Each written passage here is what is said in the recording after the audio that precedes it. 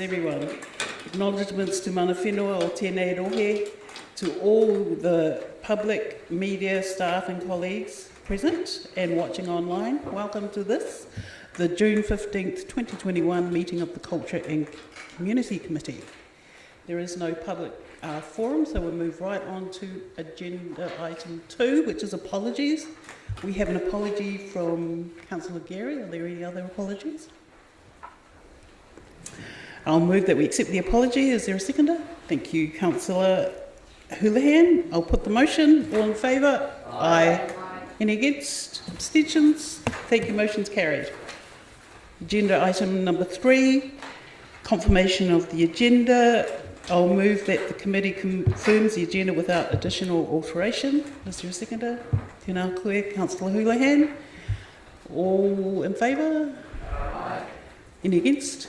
Abstentions? Thank you. Motion is carried. Declarations of interest. Are there any amendments to members' register of interest? Okay, I'll move that we that the committee notes the elected members' interest register, and B, confirms the proposed management plan for elected members' interests. Is there a seconder? Thank you, Councillor Houlihan. There's no discussion made. I'll put it. All those in favour? Aye. Against? Abstentions? Motion is carried. Thank you. Confirmation of minutes, page 17 of our order papers. Community and Culture Committee meeting of 16th of February 2021. I'll move that the committee confirms the minutes of the Community and Culture Committee held on 16th of February has a correct record. Is there a seconder? Thank you, Councillor Walker. Any discussion? Any questions?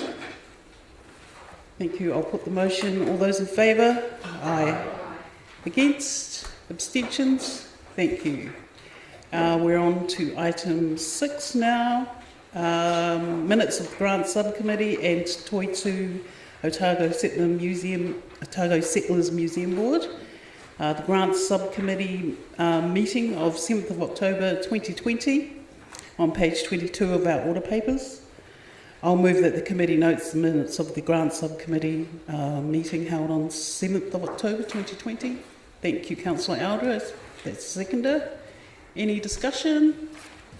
I'll put the motion. All those in favour? Aye. Against? Abstentions?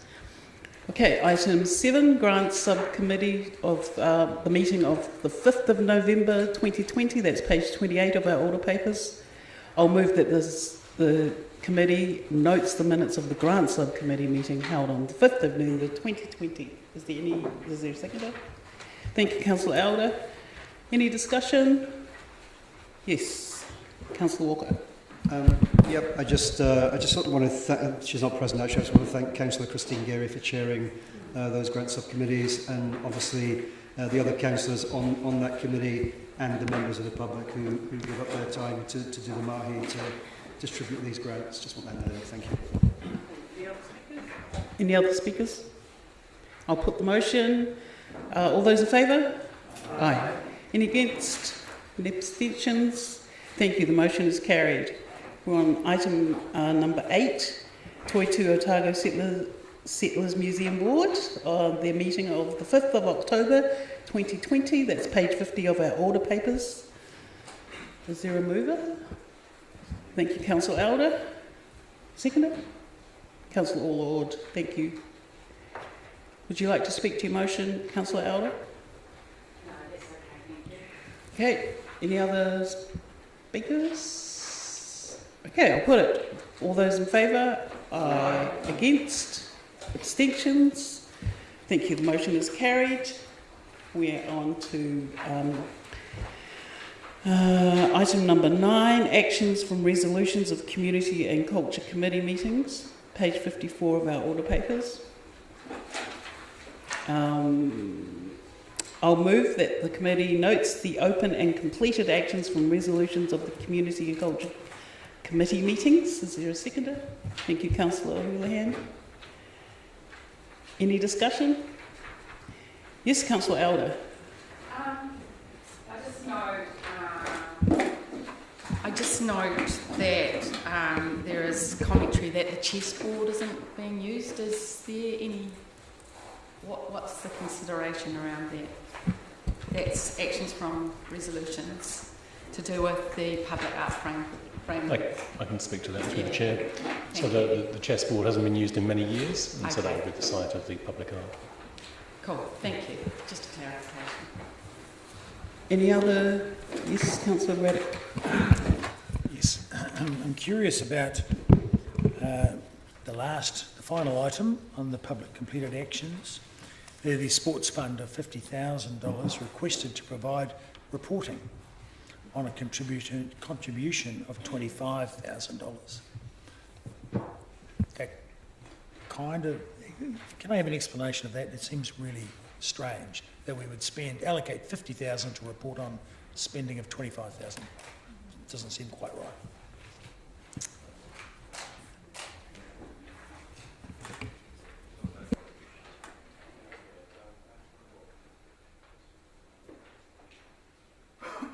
Could you just repeat your question, sorry, Councillor?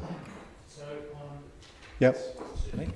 On page 56, the very last item, 4th of August 2020, the sports fund, $50,000 was requested to provide reporting on how the DCC contribution of $25,000 allocated to the Sporting Chance program has been utilised. So it seems kind of strange to spend $50,000 to report on $25,000. Yeah, so that's incorrect. So thank you for picking that up, Councillor. There was $50,000 allocated through the COVID-19 fund for sports. 25,000 of it was used for sports organisations, 25,000 for individuals to access via a fund managed by Sport Otago. So no, $50,000 wasn't used for the reporting.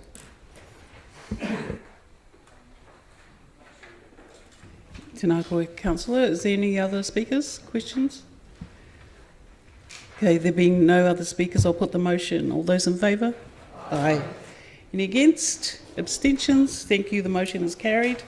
Item number 10, page 57 of our order papers. The Community and Culture Committee Forward Work Programme. I'll move that the committee notes the Community and Culture Committee Forward Work Programme. Thank you, Councillor Houlihan, for seconding. Are there any questions? Councillor Barker. I just have a question around the Community and Culture non-financial activity report and the Aratoi and social wellbeing strategies. There's an expectation, I guess, that there's going to be annual reports, and I just wondered when we might expect those to come to this meeting.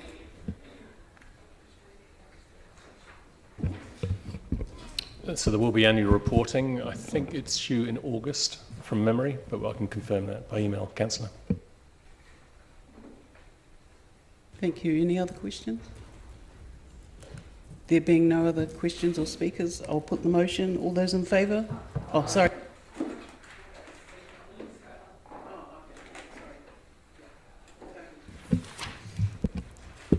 The reason I asked about the social wellbeing and Aratoi strategies is I believe that we are not delivering on them and the promises we've made to our community. Recently I asked our Chief Executive where the buck stops on strategies, and the answer is that it stops with councillors. Council has drafted, consulted on and adopted our suite of strategies. It's our role to ensure that our strategies are being implemented, measured and monitored. Thus, as a governor, I want to see reporting on how our strategies are being achieved. The social wellbeing strategy has 15 priorities and 26 indicators that we should be tracking. Aratoi, page 18, was supposed to establish an effective monitoring framework with an annual progress report and train hui to examine progress and review the strategy's direction. However, this doesn't seem to have happened, so I'm pleased to see that there will be a report coming in August. I've often commented that these activity reports are coming out are interesting, and there's a very number of fulsome reports that are coming. However, I'm really interested in how they relate to our strategy outcomes, how the actions that we as council are investing in are benefiting our community. I'm very well aware that we've got a strategic review, which I welcomed with much relief. However, in the meantime, before we make more promises to our community, we must work to deliver the promises we have already made via our strategies. I brought up at the long-term plan my concerns that Council hadn't implemented key pathways in the social wellbeing strategies and actions. So Council ends up investing ratepayers' funds in what I believe is a non-strategic way, where all of the options for enabling social wellbeing should have been examined in an analytical way and how they related to the strategy and its goals. As an economist and business person, my focus is always on strategy implementation. Point of order, Madam Sorry? Chair. The item, I mean, the spontaneous remarks are what they are, but the item we're discussing is the forward work program of this committee. It isn't an opportunity to relitigate the debates of our 10-year plan budget setting meeting or the wider strategic framework. It's noting what this committee has set down on its work program over the next 12 months, and I would relevance, is the point, and I'd ask for some guidance from you on focusing the debate on the report at hand. I will the point of order of relevance, but I do invite you to finish up. Thank you. I just wanted to comment that I would like to see reporting on strategies in the forward work program rather than just activity reports. Thank you. Tēnā koe. Are there any other speakers? Just briefly, thank you, Madam Chair. As the councillor should be aware, as we have been instructed, the reporting framework for the standing committees is currently under review. That work has been set back by staff bereavement, I understand, otherwise we would have anticipated seeing it for this committee round, and we'll achieve exactly that in terms of focusing the activity reporting to standing committees on council's strategic framework.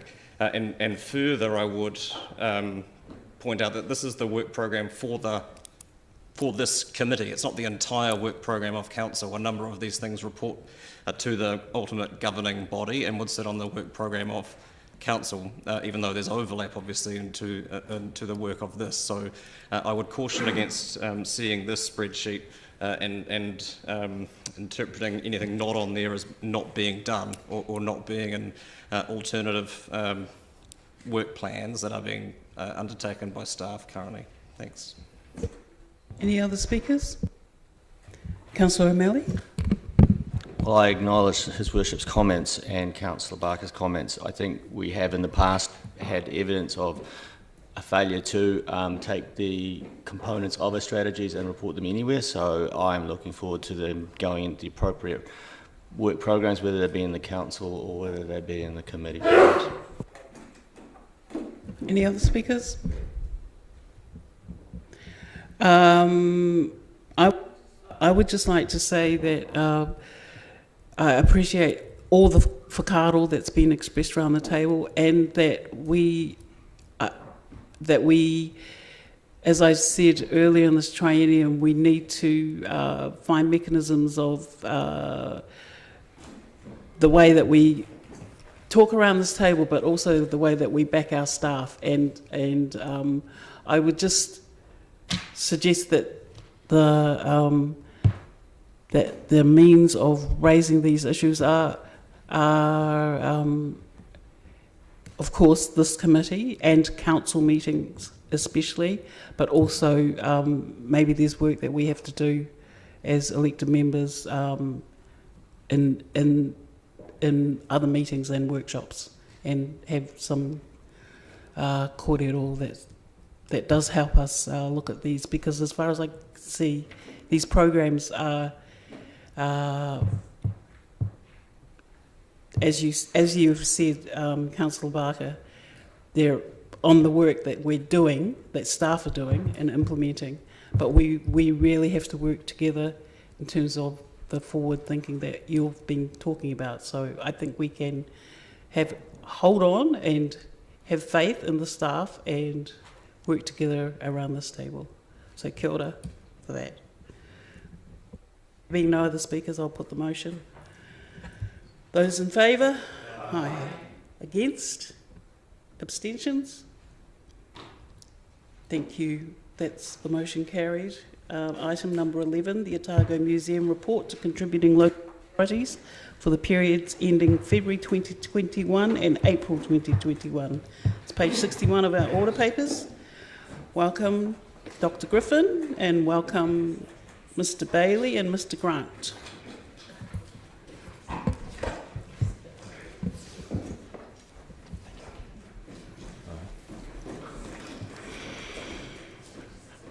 Kia ora koutou. I brought some supporters today simply because I'm the person who normally comes here, and we've got a team at the museum who work, and I wanted to kind of bring some folks along, both to fire some questions at them perhaps, but also to recognise the work and the mahi that they do at the museum. This is Murray Bailey, who's in charge of the finances at the museum, and Dr. Craig Grant, who's visitor experience and science engagement. I will answer questions about the report, but I just wanted to update you because of the cycles of this committee, and it's been a long time since the last committee met. We've unfortunately deluged you with a huge amount of material. As of yesterday, the number of people who have visited the museum this year is 310,714, so we're ahead of last year, and we're on target to be on or around the attendance of a relatively normal year. So one of the reasons for that, I would argue, is the fact that the team are doing an enormous amount of outreach out in the community, and that is generating goodwill, and those folks out in the community are deciding to come and visit the institution. So I do want to acknowledge the work that Craig has done. I'd also like to acknowledge the generosity of the council in the long-term plan, and the funding of the museum seismic survey next year is really going to help us. The zero increase in levy is going to create some issues for the next year or so, but we'll have to work hard to try and address those. I'll shut up now and very happy to answer any questions on what I recognise as a really extensive report. Kia ora. Councillor Raddick. I've got a couple of questions, and the first one based on what you just said about the museum being on target to hit the same figures as a relatively normal year. Does that mean that you do not have many numbers in a normal year coming from international visitors?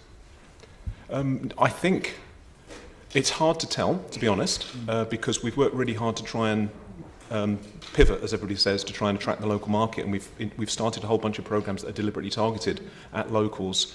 And thanks to the fantastic work being done by the team here at the council, we're attracting a lot of domestic tourists to the city, and I think we've been successful in bringing them. But I also feel that perhaps we are a museum that is of more interest to locals than potentially international tourists sometimes as well.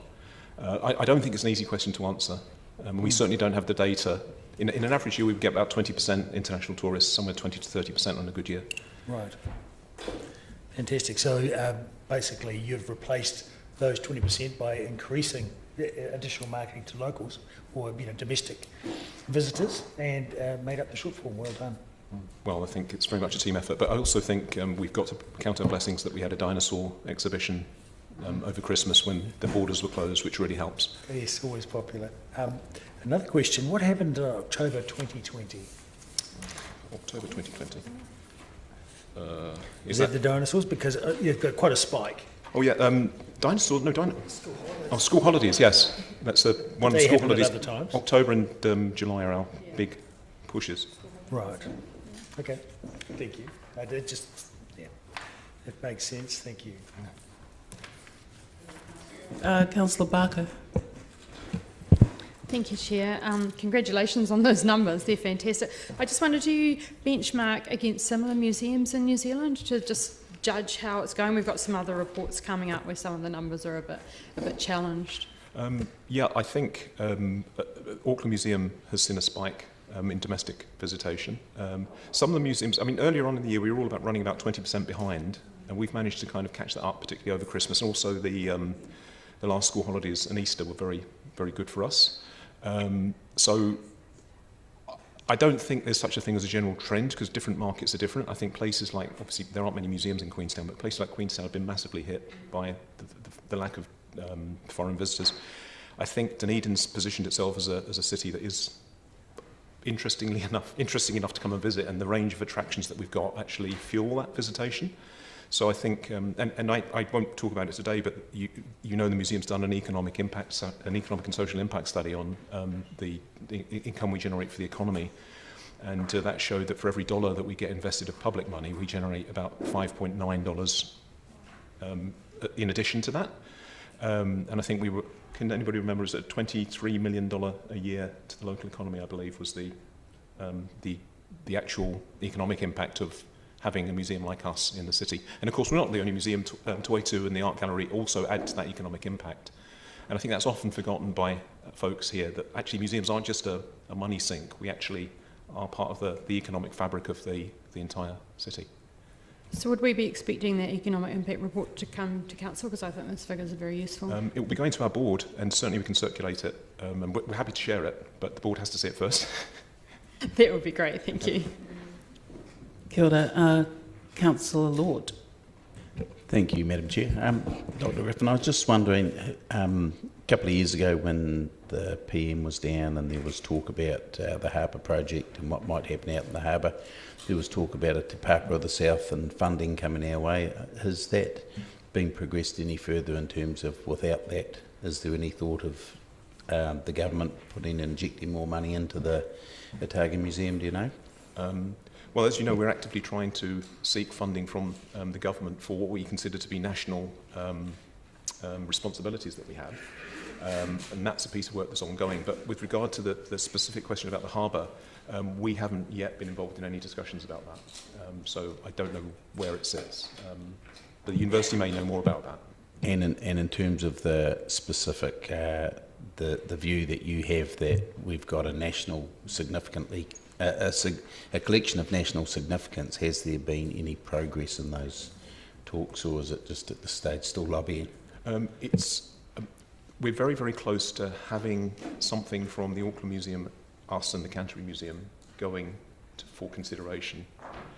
But I don't know, so this is off the subject slightly, but if anybody who's listening to the Sunday afternoon arts programme, which was on Radio New Zealand on Sunday, there was an interview with Minister Cipollone, and about 6 minutes in, she was asked about Te Pāpara getting $18 million and the rest of the museums in the country getting $2 million.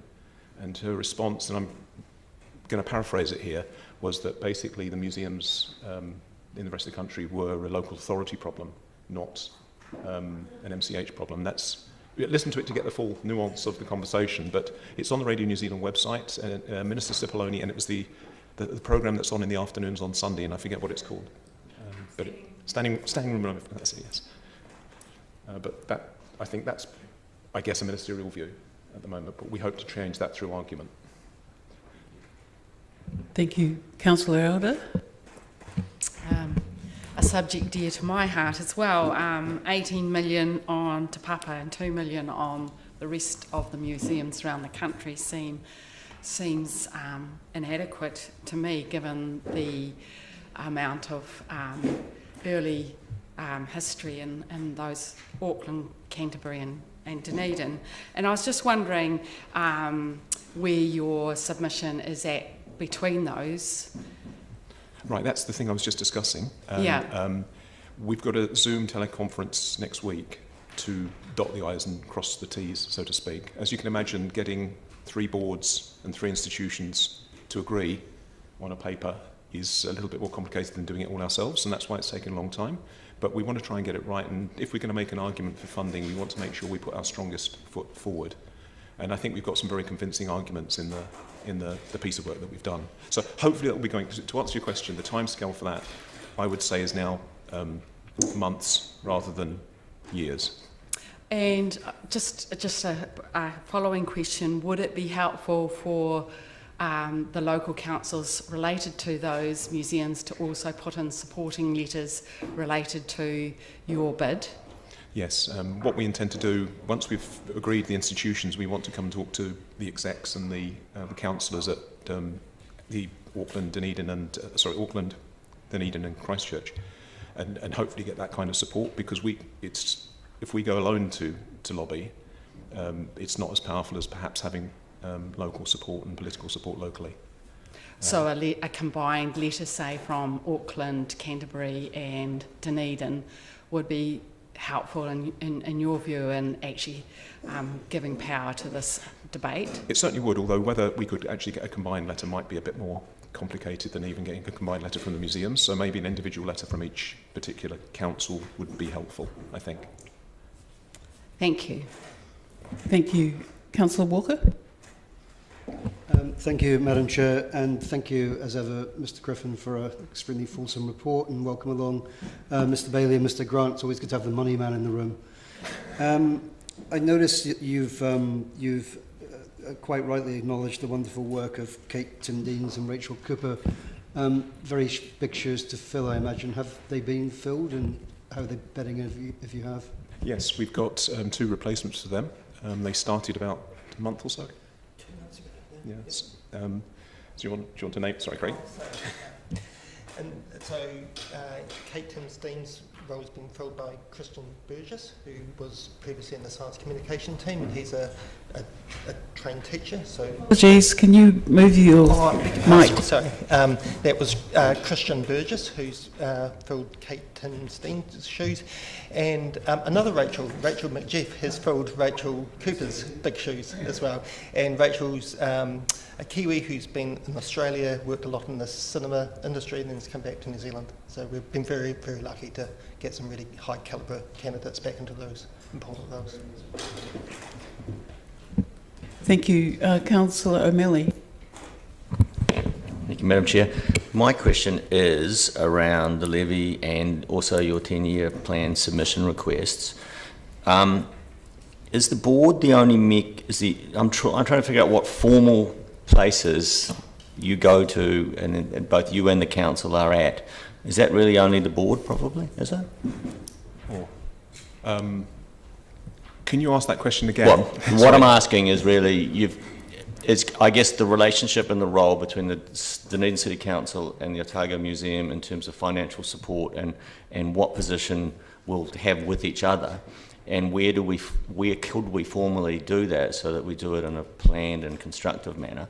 And in that manner, is the board probably the only vehicle that would work at the moment? Is that? Well, I mean, stepping right back, my analysis of the difficulty that we're in is that the levy funding doesn't really cover depreciation at the museum. And I mean, we get $4 million a year, and the depreciation, Murray, what's the depreciation? Just about $1 million a year. And what that means is we have to defer an awful lot of things. So, for example, we need a sprinkler system. You know for a fact that we've got, one of the roofs has got asbestos in. And we've just done a whole master planning exercise, which is going to be discussed by the board, that there's a long-term fundamental issue of capital funding for the museum, which has always been around. It's not something that's come around recently. It's always been an issue. And the way we've dealt with it in the past is, back in 2000, we did a massive rebuild of the atrium, and there was some fundraising around that. But I'm very conscious of the fact that the most recent gallery in our institution that was updated was Southern Land, Southern People, and that was the turn of the century, 20 years ago. We've done some other things, but there are all sorts of galleries like Pacific Cultures, like Tangata Whenua, for heaven's sake, is showing its age. We've got to find funding to replace all of those galleries.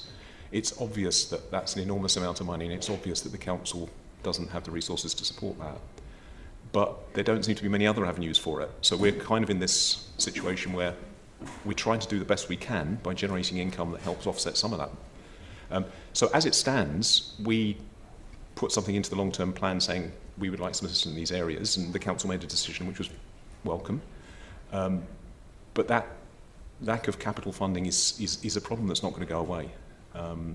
And whether we go to Ministry of Culture and Heritage and go for the big project or something like that, that's another option. But a lot of our board is having a meeting in July to look at a piece of work that we've done to do with master planning. And I'm sure coming out of that piece of work, the board will understand what the priorities are around the building and figure out a program of work that we can do, and then we've got to figure out how to program it. But it's a complicated situation. It's not straightforward. But this all comes back to the fact that we are this institution that has this national function. We have researchers coming in from around the country to look at material in our collection, to study it, And the resources that we put into helping and support those researchers is funded through the ratepayers of Dunedin.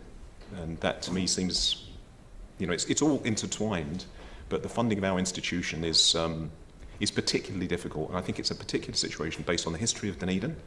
We've got this incredible collection based on the wealth of this city back in the past. Of all of the major metropolitan museums, if you look at the public funding, we've got the same size collection as Christchurch, as Auckland and as Te Papa. We get $4 million a year of funding. The ratepayers of Canterbury give $8 million to Canterbury. Auckland are on about 30-ish million, and Te Papa, we all know, is much more than that. So by rote of history, by rote of geography, we're in this position where the local folks don't have the resources to support the needs of this institution, and somehow we've got to break that logjam. And I don't genuinely know what the answer to that question is, because I recognise as a ratepayer in the city, there's only a finite amount of resource that we got. So I think to answer your question, we've done a piece of work about identifying what the key challenges are for the museum in terms of capital. The board are going to look at that within the next month or so. And out of that, the board are going to have to make some decisions about what our priorities are for the next 10 years. And hopefully that will come forward at some point within the next 6 to 12 months, I would think. I guess, my question was more, once you have done that, how do you anticipate, because I've heard you loud and clear, and I think you saw it in the 10-year plan, there's no way all those cheques can be written by the Dunedin City Council. But you've also noted in your report today that you are one of the attractions, you affect our tourism attractiveness to the city, you have an economic impact on the city. So where do you anticipate going next with that information as it relates to interfacing with us, so that it isn't just a presentation in front of the next 10-year plan in 3 years' time, that we have a more integrated understanding of how we're going to interact? Well, subject to what the board agree to do, I think we want to know surprises policy, right? We want to have a conversation with the executive or the council officers, so they know what the situation is. There are pots of money out there. We can go to lottery, we can go to the Ministry of Culture and Heritage, we can hopefully, we've had some success with philanthropists too. Perpetual Guardian gave us quite a significant sum for the planetarium. So I'm an optimist. If we get the project that everybody can see needs support, I think we can go to different pots, but one of those pots will have to be the council, and we'll have to have a grown-up discussion about what the number is that can be borne over a period, and I think that's I've got a good relationship with Simon and the team here. We'll have that conversation, and we'll just have to prioritise within that as well. But we have a very complicated building. It's made up of 7 separate buildings. All sorts of things have come out of this master planning that we need to address. Sorry, I'm waffling on a bit, but I'm just saying that we live this every day, and it's quite a complicated situation. And the lack of depreciation funding is the thing that really makes it hard for us. Thank you. Councillor Benson-Pope. Thank you. Thank you, Dr. Griffin, for your report. In previous times I've asked when your friends have been submitting in one context or another, if similar submissions are made to other authorities, and I'm mindful of, and I've been assured that they are, I'm thinking of your submission around the earthquake investigation during our LTP. Was a similar request made at a lesser level to the other bad and well-behaved contributing authorities or not? We sent the same proposal to all of the authorities, so the answer is yes. But of course, the scale of their contributions is significantly less. Understood. Yeah. Thank you. Councillor Hulan. Thank you. Kia ora. Can I just clarify, are you saying you haven't applied to arts and culture for money? No, we haven't. Oh, sorry, step back. The Ministry of Arts and Culture have got a number of funding opportunities out at the moment. Yes. And we did apply for one of those back in February. Right. I cannot say the outcome, but I can't say any more than that. That sounds interesting. So we have applied for funding from Ministry of Culture and Heritage for particular support for the museum as part of these initiatives that have been funded by the government. But to date, of the initiatives that have been released, only one of them has been accessible to museums like ours, and that was the one we applied to back in February, and the results of that will be coming out imminently.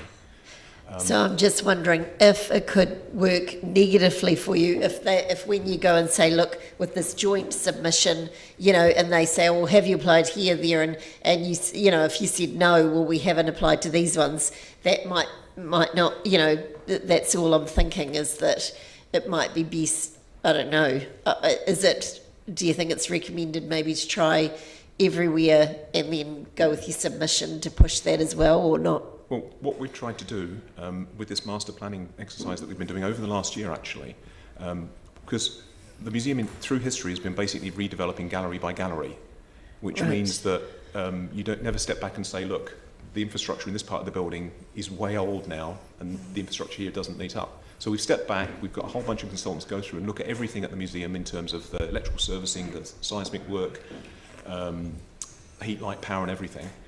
They've written a set of reports for us which the board are considering.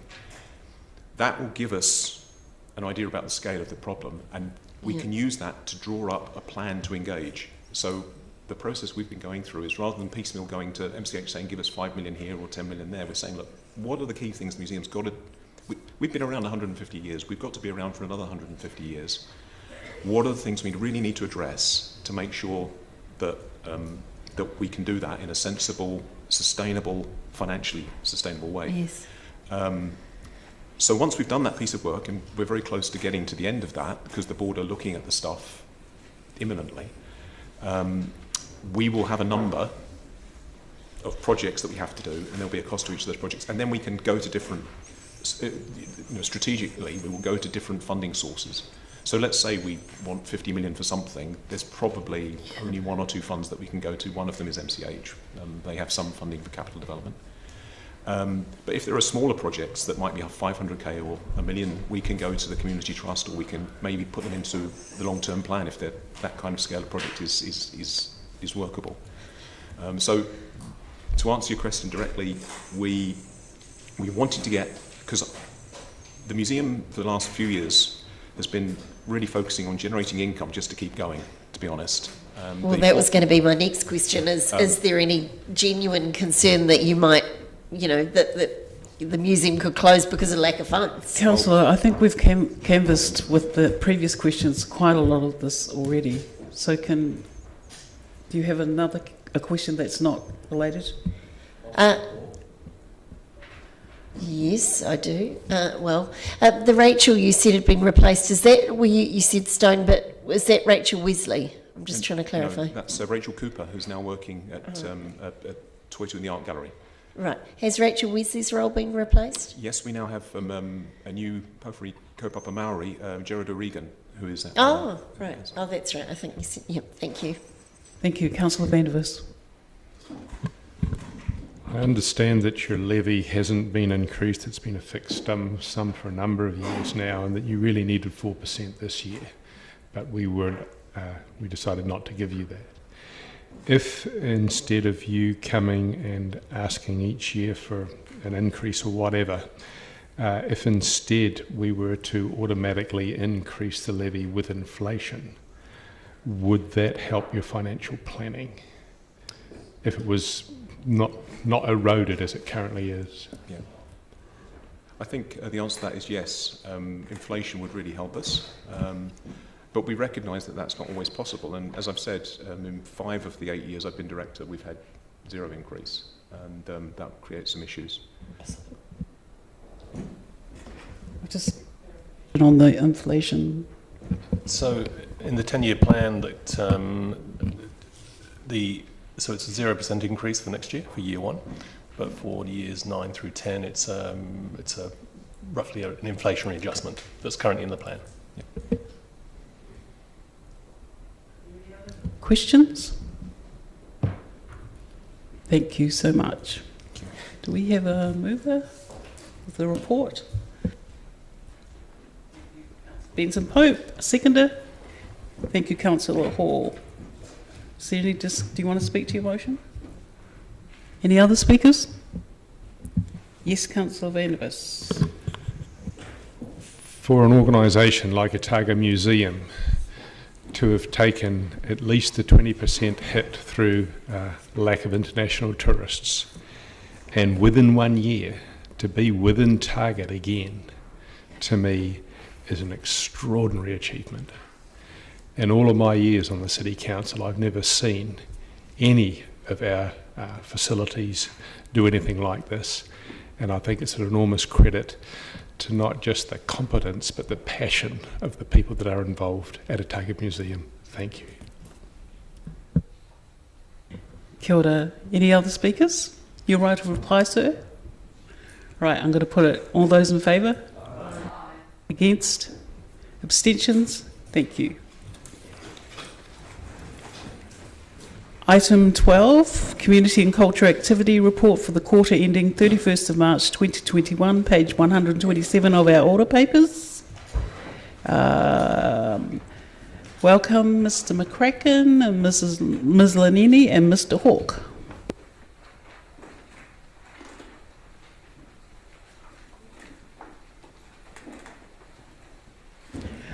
Tēnā koutou. Are there any opening comments you wish to make? Happy to take the report as read. Yes, Councillor. Colleagues, are there any questions? Councillor Barker. On page 129, we've got the support for festivals and events, and there's the satisfaction has decreased by 13% from the same period last year. And I know this is quantitative, I guess, rather than qualitative. And I just wonder if there's any background that you might think might lead to those results. Not so much background, but it is a question I've discussed with our policy team previously, because I don't think it's a well understood question. When you're asking people, you know, their level of satisfaction with the support that council gives to events, they actually have to understand the support council actually does give to events, and I think that's a little bit misunderstood currently. So there was a discussion, I think, about a change to that question in the 10-year plan. I don't think people understand that currently more than $1.3 million of council funding supports over 80 events across the city. And those are from small community events to a very large and significant events that bring in tourism and visitors. So I think it's just a misunderstanding of the question, and so we have asked for that to be looked at for future. That's great, thank you. My next question is around gallery refreshers on page 135, paragraph 28. That Toitu are looking at refreshing and updating many of the exhibition galleries. Having just listened to the Otago Museum and their challenges with refreshing and updating their galleries, how does this get budgeted? Is there a capital in the Toitu budget for doing that? I guess our challenges are not quite those of the Otago Museum. At Toitu, we have been opened after redevelopment for a 10-year time period, which is far shorter than the Otago Museum. We realise and recognise that a 10-year milestone is a really good opportunity to revisit what was a brand new build, and to make some amendments, changes which reflect our experience of running the institution for that amount of time, as well as updating our technology. We plan to do that through operational budgets rather than capital. And just wanting to check that you are funded for depreciation. It's a question, yes. Yes, we are. And just to clarify, I suppose, our institutions are funded for depreciation. Professor Griffin made a comment they weren't funded for depreciation, but that we provide a grant. That's how they choose that grant, is up to them, whether they spend it on a capital, such as a sprinkler system, or on staffing. That's really up to the museum to choose. Obviously, because we own this facility, we have our capital and our operational and depreciation as part of that. Thank you, Councillor Houlihan. So, actually, Councillor Barker asked the question I was going to ask, but following on from that, I might ask, so does that mean the depreciation is put aside somewhere, and kept separate for Sorry, Councillor, you're referring to for DCC facilities? Or are you talking about the or is it because when you answered that, it did sound like it's included in the amount they get for the normal budgets? It is included. For our DCC facilities, we have a separate line for depreciation for the various assets we're depreciating. For the Otago Museum, we provide a grant under the Act, under the Museum Board Act. How they choose to spend that is the call of the museum. So is that, do we know if that depreciation gets spent? Like, will we know if, the depreciation is there put aside, or has it been spent in operational costs? So you're referring to our facilities specifically? Yes.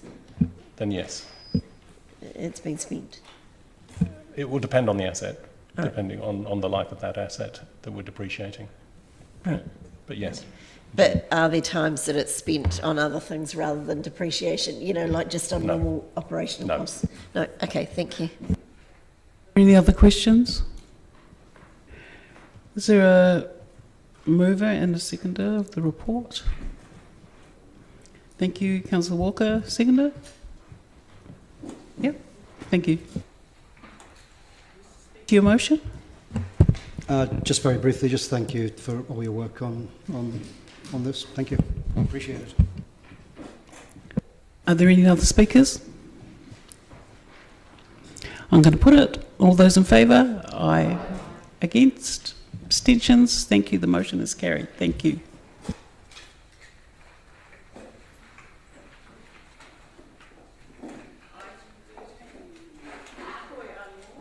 Mrs. Lanini. This is page 145 of our order papers. Summary of advisory group meetings, January to March 2021. Do you have any opening comments you wish to make, Mrs. Lanini? Thank you, Chair. Are there any questions? Thank you for this report. It was great to see the advisory groups being reported back to this. I just wonder how the Social Wellbeing Advisory Group fits in with the Social Wellbeing Strategy. So the Social Wellbeing Advisory Group was established to provide us advice on significant areas within the community. So it comprises a number of community representatives that are there to specifically represent sectors of the community. They are aware of the social wellbeing strategy in itself. Part of the role that they provide is to question us about what we are doing under the strategy, and also to help us understand as council staff and governance what the issues are that are emerging within the community, what's already being done to address those issues, what could be done, and not necessarily just by council, but by council at times, to address some of the issues in the city.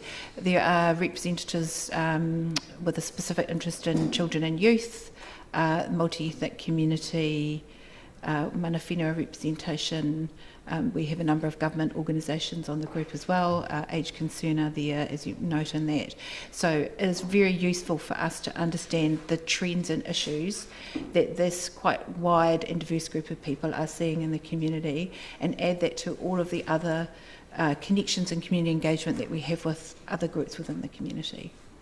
So Council's obviously talking about a housing crisis and concentrating on housing. Are there any other issues that I saw? There was another meeting in, I think it was April since then, and I just wonder whether there were any more issues that had been identified out of urgency. Yes, mental health within our community is a significant issue. Suicide, anxiety, mental health, both related to COVID-19 and to other issues, is an overarching issue, and I think quite often misunderstood that is about younger people, but in fact it is also about a lot of older people in our community. The connection that people need to feel, particularly to see themselves reflected within the community for Māori and Pacifica, is coming through quite strongly, both from this group and a number of others. So where do I see myself reflected back in the way that the community looks and feels? Other issues continue to be poverty for a percentage of our community, particularly those who are reliant on government assistance to live, and particularly those who are in an unskilled in a labour workforce that currently requires you to be reasonably skilled to be successful. I could go on a little bit further, but that gives you, I hope, a snapshot. Also, youth issues, partly around wellbeing and mental health, and also the aspirations of young people being seen and voiced within the community. Thank you, that was great. Thank you. Are there any other questions? Councillor Elder? I too want to thank you for all these reports. They're fulsome and they're really interesting snapshot of our community. And I was just wondering, you've got a wonderful grid there on the refugee steering group of outcomes that people want. And is there such a thing for the wellbeing strategy? And is that also not the wellbeing, the wellbeing advisory group, and is that action list shared with all our partners like MSD and so on, and the social service providers? Could I answer that in parts, Councillor? Would that be all right? So the refugee, sheet there that's from the refugee steering group is actually the first part of two workshops. So it's the actual feedback from the first workshop that was undertaken to develop an action plan. So a 3-year action plan that group will steer, very much aligned to our social wellbeing strategy, economic and out-of-toy strategies as well. So there is a second piece of feedback to come in the next report, which outlines that. And then from that, we've already started to create the actual action plan.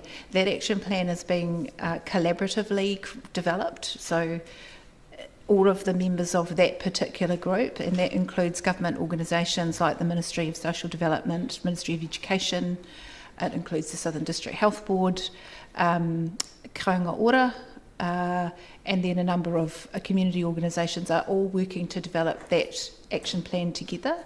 And then the intention is to take the draft action plan and to canvass that more widely with our former refugee community, noting that there are former refugees already on the steering group who are representing them, and then to bring that back up to this committee for your review as well. So that's the intention around that. Obviously, with the Disabilities Issues Advisory Group, we've created an action report document for that group very specifically, and that was because we've been working with the disability sector and groups within that for a very long time, but probably hadn't been encapsulating all of that feedback and the way in which council will respond to that as deliberately as we could have. And so this is a way that we have formed with that group that works for them and also works for staff to be able to report back. In terms of the Social Wellbeing Advisory Group, they're very much focused on what the objectives are sitting within the social wellbeing strategy, but I would expect that they will develop over time potentially a set of actions, you know, in terms of what that group may want to take out and further discuss or see consulted on or interacted on. But again, that will be a multi-stakeholder exercise. Have I answered your question? Great, thank you. You've answered it very well, thank you. Kia ora, Councillor Houlihan. Thank you. I've got a few questions around the wellbeing of our city. Do we collate any information around climate change and whether it affects our wellbeing in our city? Our team does not. I'm not sure whether our policy team does. So maybe I could answer that, Councillor. You will be aware from the previous reports to Council on zero carbon initiatives that Council is working on building that data set and regularly reporting it through to Council in future. Thank you. And do we collate any information around how don't know whether safe is the word, but how comfortable people feel around race-based issues, like if people feel like if they perhaps are people of a different ethnicity, if they feel like they're being treated fairly in our city. Do we monitor that at all? Councillor, I think we're supposed to be asking questions of the report. Well, this is around well-being, the well-being of how it affects our city, because it comes into... With respect, it's not really germane to the report as such. It's the work of those advisory groups. That's what the reports and minutes are about. You're the chair, okay. Are there any other questions? Councillor O'Malley.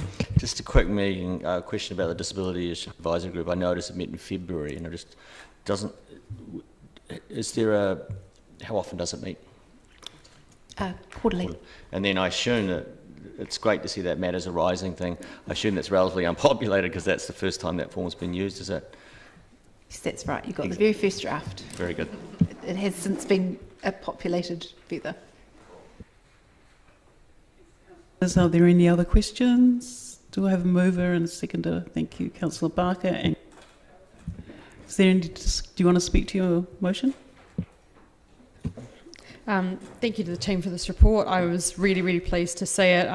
Obviously, I'm a keen reader of the social wellbeing strategy, and I don't see any mention of climate change in it, but obviously it does affect people in our society. It was great for you, thank you, to share about the Social Wellbeing Advisory Group and the issues around mental health, suicide rates, poverty and youth and unemployment. Often we don't hear about this around this table, and I think that information really helps to focus our decisions and think when we're making them about the vulnerable in our society. It's great to see to get these reports and to see the relationship between strategies. Thank you very much. Thank you. Councillor Elder. I too want to thank you for these reports, and it's really encouraging to see that we can actually dig into what's happening in these areas and actually start having a strategy and plan and actions around how we partner with the rest of the city to address these. And it's really exciting. I think it's a step up in this direction because we're actually documenting and moving on those what people are requesting of us. So thank you very much for all the work done. Kia ora. Are there any other speakers? I'm going to put the motion. All those in favour? Aye. Against? Abstentions? Thank you very much. That's motion carried. And the final item of this meeting is 14. Items for consideration by the chair. Are there any items for consideration? Thank you. There being none, I declare this meeting closed at 2 minutes to 2. Thank you.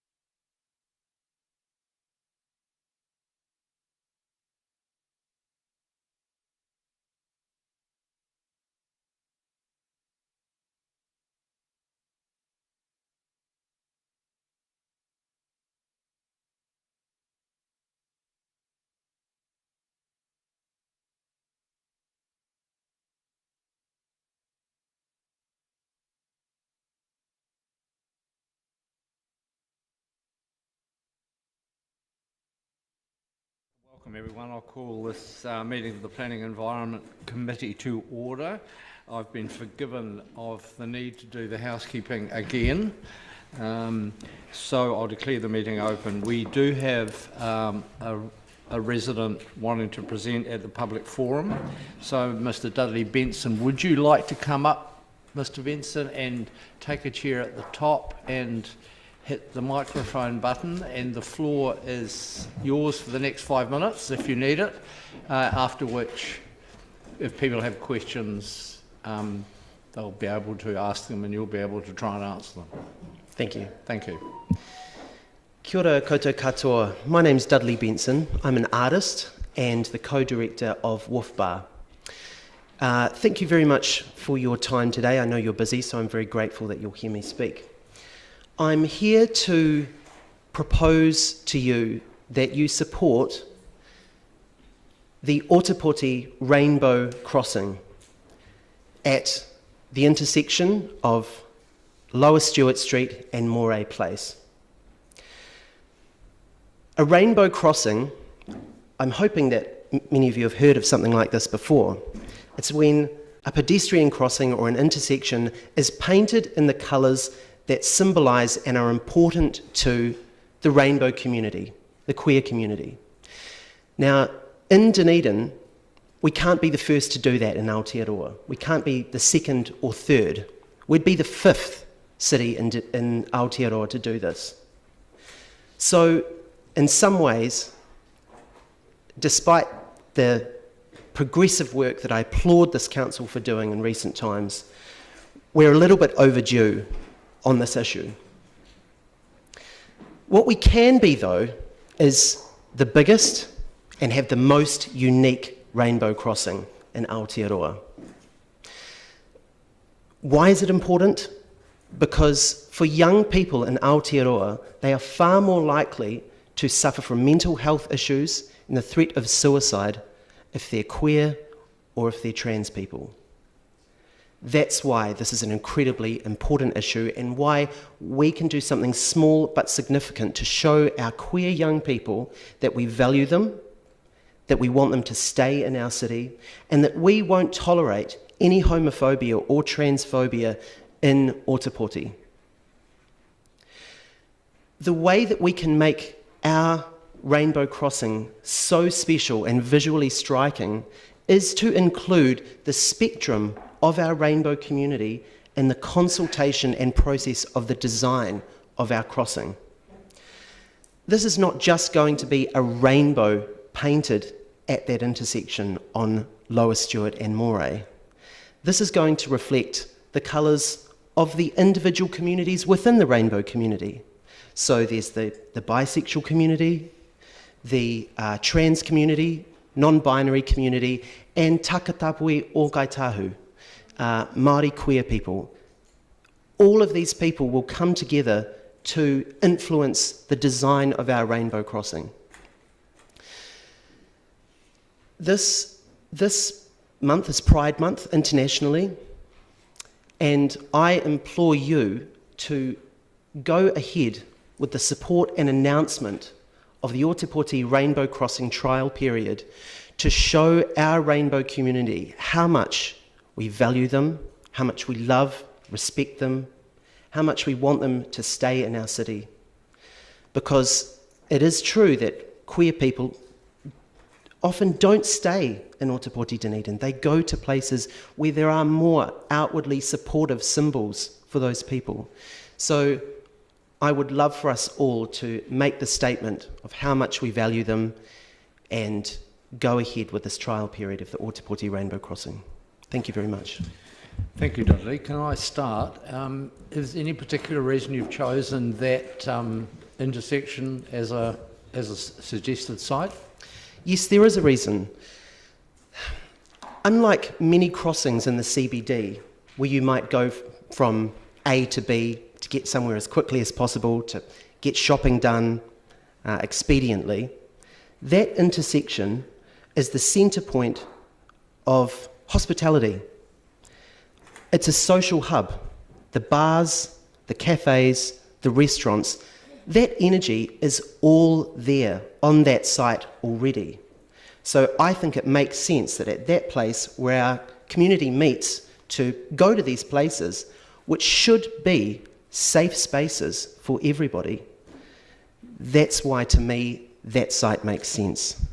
It also makes sense, as I've been saying, this isn't just a pedestrian crossing, this is an intersection. And that's how we can make our rainbow crossing unique nationally. Thank you. Councillor Houlihan. Thank you for coming and suggesting this idea. I want to see support, obviously, for all any sector of the community. So I think it's great that you're suggesting, you know, some things for our LBGT community. Can I just wonder? Some people might say, if there's, you know, gay people have, or not just gay people, a lot of people have issues, you know, with mental health problems and things that you mentioned. Some people might say, rather than spend the money on a rainbow pedestrian crossing, maybe we could put that money into mental health. What would you say to that? I would say that mental health is extremely closely linked to well-being. Yes. And this is something that would be initiated, and that is initiated in other centres in New Zealand for well-being purposes. To feel good and safe in a city is a positive mental health benefit, I would think. I'm just very aware of the reaction we got when we painted multicoloured dots on our road, and people are still going on about that. And I just don't know, I mean, while I like the idea, actually, we've just looked at some photos of it, they look quite cool, actually. Question, please. Yeah. So my question is, well, I suppose that was, yeah, thank you. Well, may I respond? Is it okay if I respond? Sure. I would strongly encourage you all to think about this intersection rainbow crossing very differently to the dots that are painted for transport and safety practical purposes on the road. This is something that means a great deal to our broad spectrum, thousands of queer people in Dunedin. Thank you. Councillor Walker. Thank you, Mr. Chair. Thank you, Mr. Benson. It's always great to see people come to the public forum with such progressive ideas. The Chair's asked my first question. My second question was going to be, do you see any impact this would have on rainbow visitors to Ōtepoti? Absolutely. In my job as a bartender, I, as you can imagine, meet a lot of people.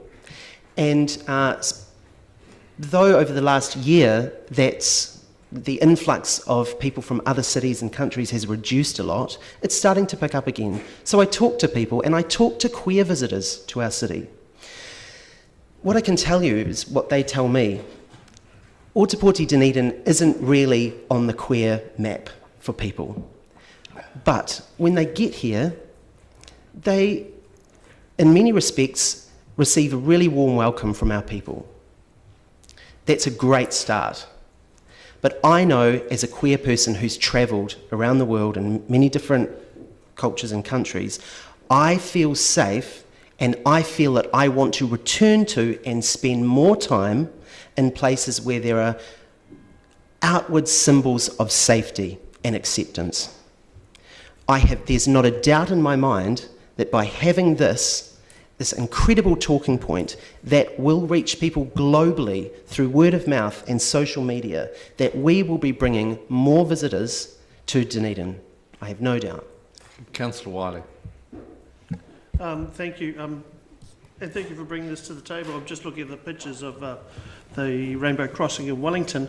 And the question I've got is, do you see what you're presenting to us just within the block-to-block network or across the whole Barnes dance? I see it across the whole Barnes dance. I think we need to go in really strongly and ambitious with this.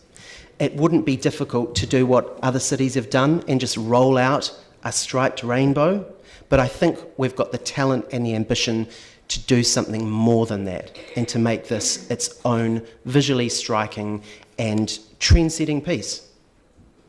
Councillor Mayor Hawkins. Thank you, Mr. Chairman. Kia ora Dudley. Without wanting to wade too deeply into the politics of the various communities who you're seeking to have represented in this work, And I appreciate the desire for them all to be involved in the design but have a natural allergy to design by committee. Do you have a sense of how that process might work to inform what it would look like? Yes, thank you for the question. I would love your opinion as a committee on this. However, my starting point, my concept is that we have a chief designer. I've lined someone up who is experienced, a queer designer who wants to do this job, and that together we host a hui. I'm more than happy to do this at WOOF, which is a safe space for queer people, a hub for queer people, and we'll hear what their concerns are, what they want represented in this design. I think consulting responsibly and widely is the only way that we're going to get this right. So that would be my starting point for hearing the voices that want to be included in the crossing. Councillor Radic. Yes, a couple of earlier questions have been answered as far as the design goes. So, sort of a two-part question. We appear to have ever-increasing violence in the inner city around the bars, from that intersection up to the Octagon and thereabouts.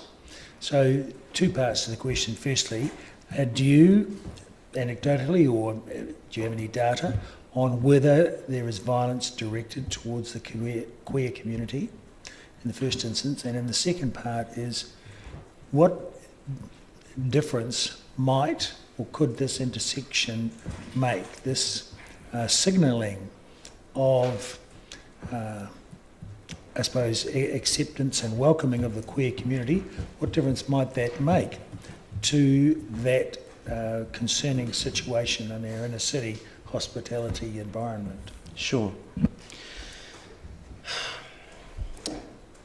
I can tell you what gets told to me by queer people and what I've experienced as a queer person in the city. I've been yelled at, obscenities for walking along Moray Place with my former partner by a group of young men. I've been yelled at from a car in the Octagon, again by two young men for being with a partner and a friend. And, you know, so I'm relatively straight passing a lot of the time. If you're outwardly or obviously camp or feminine as a man, or masculine as a woman, or as a trans person, then you're going to get it a lot worse. That's just what I've experienced. In my bar last week, a young man came up to the bar to show us his branding idea for his streetwear label. He showed us the image on his phone, and it had the name of the brand, his proposed brand, and I hope I can use this I'm going to use this language in here so you all actually understand the gravity of what I'm telling you. The byline was, "Don't be a..." That is a form of violence. Violence isn't just being beaten up. It's being yelled at, it's being spat at, it's having to deal with situations like that. So yes, you're right, it is there. It's happening now. Will this crossing make a difference? Well, I can't see how it would be a negative. How could it make it worse? I just simply don't understand that. It will make it better because what we're going to be doing for younger generations of Ōtepoti citizens from a young age, when they cross this beautiful crossing, the one that we have in the city, that's going to be so different to every crossing that they've ever crossed, they're going to ask their parents or whoever they're with, why is this painted the way that it is? What does this mean? And that's a chance for a conversation. Even if their parents don't fully understand yet what it means, it sparks thought in them. People will talk about this and they will understand, they will get educated on the fact that homophobia and transphobia exists in our city and that it's not okay. So I do believe it will make a difference. Thank you. Councillor Barker. Thank you so much for coming along. I've crossed the Rainbow Crossing in Wellington, and it definitely made me smile, and we see what an amazing progressive city Wellington is. So I'm feeling a bit emotional about what you just talked about. I have a couple of questions. My first one was just, I don't know if you heard our previous meeting, and one of our staff talking about the social wellbeing, about youth and suicide rates, and seeing themselves reflected in our society. Were you here then or not? No, I'm sorry, I wasn't here. Well, you had heard that in a previous meeting. My second question is, how can the council help to make this happen? What do we need to do? What do you need to do to help with the Rainbow Crossing happen, or to help with youth? Yes, I hear that you have a designer that you planning on having a hui, and how could council help? And I guess that's a question around what could we put in the matters for the chair to enable this to happen. Councillor Walker. Well, just to preempt, I'll just help Councillor Barker answer the question. I've got something lined up for when we come to the end of the meeting. Sorry. Yep. Well, obviously, there needs to be a budget for this. We need to pay our designer. That's going to take time for it to be right. And there's going to be the practical element of paint in that intersection. So what I'm asking you for is your support, your vocal support of this project, and the financial support and the logistical support to make it happen. Thank you. For people's information, Councillor Walker's already indicated he's going to raise this at the end of the meeting items for the chair. Councillor Houlihan, Councillor Van der Vis hasn't asked a question yet. Do you see this project fundamentally as art or as a political statement? I don't think it has to be one or the other. And I don't think it's even a political statement. I think it's a symbol of love and our values. It's a symbol of what we stand for, what we tolerate. And it's an identity symbol of who we are. Yes, it's art because it involves creativity. And we're a city who are proud of our artists. We're an UNESCO City of Literature. We have a fine tradition of music and visual artists too. So I see it absolutely feeding into the tradition that we've created as a creative city. But most of all, it's a sign of love, care, acceptance, and our values. You've said that you won't tolerate any homophobia in Atapuri. How do you propose to not tolerate any homophobia? Well, obviously you can't. Unfortunately, you can't turn a switch off and homophobia is suddenly cancelled. Homophobia is something that is learnt behaviour, usually because of a lack of education and understanding. Often it's no one's fault, it's just the way that people have been raised. But you can change homophobia. I think it is changing. It's just not something that can happen overnight. You do it incrementally through discussion and through projects like this one, where leaders step forward, lead by example, and say that these are our values. And this is how we're moving forward. So in that way, homophobia and transphobia can be challenged and changed. Councillor Houlihan. Thank you, Chair. Could I just clarify, would your preference be for this crossing to be permanent or to be there during, perhaps pop up every year during Pride Month or week? Pride is an important month, but queer people, rainbow people, are the way they are throughout the year. Yeah. So my proposal is that we have this as a permanent and strikingly powerful part of our city all year round. Thank you. Would you like the council to, would it be useful at that time if we did something like that, because I could support a pedestrian crossing with rainbow colours, that we backed that with a zero tolerance message? Absolutely. I would be so proud of you if you could do that.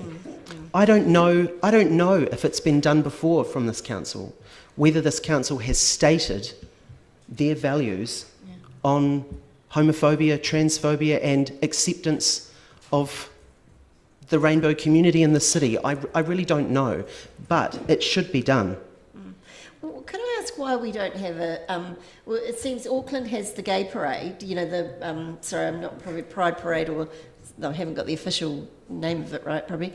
But, you know, why is it that other cities don't do that? Because I think that'd be an awesome thing for Dunedin to do a gay parade. Pride does exist as a community in Dunedin. Right. It's just pretty small, and largely it's student focused. Right. It tends to be, not exclusively, but the bulk of the people who make up that membership and organise events are in their early to mid-20s. This question does touch on something that I raised in my opening, which is that unfortunately queer people don't often stay in Dunedin. Right. I have different theories around this. It could simply be because there's that pattern and it's harder to meet a partner. It's practical in that way, but it's also safer to go to a place like Auckland, where they do have massive pride parades and rainbow crossings on Karangapapi Road.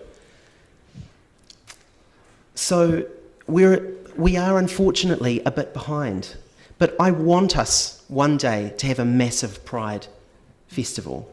I don't see any reason that we can't do it, but we've got to get there step by step, and this is a really strong first step, I think. I would have a concern about the crossing being right through the barns dance, and my concern with that would be safety for example, children. If they feel, oh, good, we can run out, you know, and it's right in the middle of the road. Can we have a question, please? Yes, not the your question view. is, could you understand why we might turn something like that down, but be happy to do a pedestrian crossing if that was the situation? I would be sad if that was the case, because I'm sure that in our design process we can work with someone who has experience in making crossings safe. I'm sure that there's a way we can incorporate safety, and I think it's a great suggestion, into this design. Obviously, this is in the middle of a road, so we need to do that responsibly, and we will do that responsibly. Thank you. And we'll close on that point. I have to say, I'm sure our transportation planners will have issues around what the rules say about pedestrian crossings. We've been there in the past, and courtesy crossings and so on. But we'll come back to this as intimated at the end of the meeting when Councillor Walker will have a suggestion for us. Thank you very much for your time and your energy and your eloquence. Thank you all very much for your time. Thank you. Go well. Kia ora.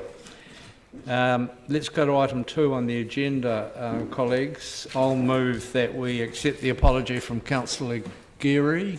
Councillor Lord seconding. Those in favour, please say aye. Aye. Against, no. That's agreed. And I will move that the committee confirm the agenda without addition or alteration. Councillor Walker seconding. Any discussion? Those in favour, please say aye. Aye. Against, no. That's agreed. That takes us to the declarations of interest. Our members are reminded of the need to stand aside if there is conflict of any kind. Are there any changes of any kind? No. I'll move that we confirm it as printed, seconded by Councillor Walker. Those in favour, please say aye. Aye. Against, no. That's agreed. And item 5 is the confirmation of the minutes of the Planning and Environment Committee meeting of the 16th of February. I'll move that we confirm that meeting. Councillor Lord seconding. Someone? Councillor Stones? Discussion? Those in favour, please say aye. Aye. Against, no. That's agreed. Part A reports. Item 6, the actions from resolutions of the previous Planning and Environment Committee meetings. I'll move that we note the open and completed action from resolutions of the committee meetings to 15 June 21. Councillor Walker seconding. Comment, question? Those in favour? Councillor Barker. Just one question around the review of the George Street upgrade project, and it says that there will be project update to the June 2021 meeting. I didn't quite see one in here, and I wondered whether it's coming here or coming to council. Isn't the reference to it in the activity report? I think there's a small I guess that I expected. Have you got anything to add at this point? I might defer to Simon, who could give you a much better update on it than I can. Mr. Drew. Sorry, I didn't see reference to a June update. The detailed business case for George Street is ongoing. It's due to be finished in August, September. That will be the time that there is an update to council. Okay, thank you. Councillor Elder. Thank you, Chair. Just the South Dunedin project, second phase of engagement to commence July 2021 with a focus of developing community vision and laying foundations for the first South Dunedin Climate Change Adaptation Plan. I was just wondering where the work was up to in the technical working group and what practical solutions are available related to wastewater and stormwater for the area. Yeah, so through the Chair, in terms of practical solutions for water and wastewater, as per the Tom Dyer's update yesterday, the team are building the hydraulic models, which will be used to test those options. To calibrate those hydraulic models requires a whole lot of data, so there's a whole lot of flow monitoring equipment in the network, and the longer that we have that data, the better we can calibrate the model. So when we have a big storm event, we can check what actually happens in the network versus what shows up in the hydraulic model. So that's the process we're going through at the moment. So the vision and values work is ongoing. We hope to be in the community later this year, start that piece of work with the hydraulic models and the optioneering happening in parallel. At some stage next year, that we can bring those vision and values and the options that together to shortlist, a whole lot of options and start shortlisting them down to some ones that we'll look at in more detail. Thank you. It's moved and seconded, isn't it? Those in favour, please say aye. Aye. Against, no. That's carried. Item 7. I'll move that we note the Planning Environment Forward Work Programme as at 15 June, seconded by Councillor Walker. Are there any questions? There appear to be none. I'll put it. Those in favour, please say aye. Aye. Against, no. That's agreed. And that takes us to the activity report for the quarter ended 31 March. Mr. Henderson.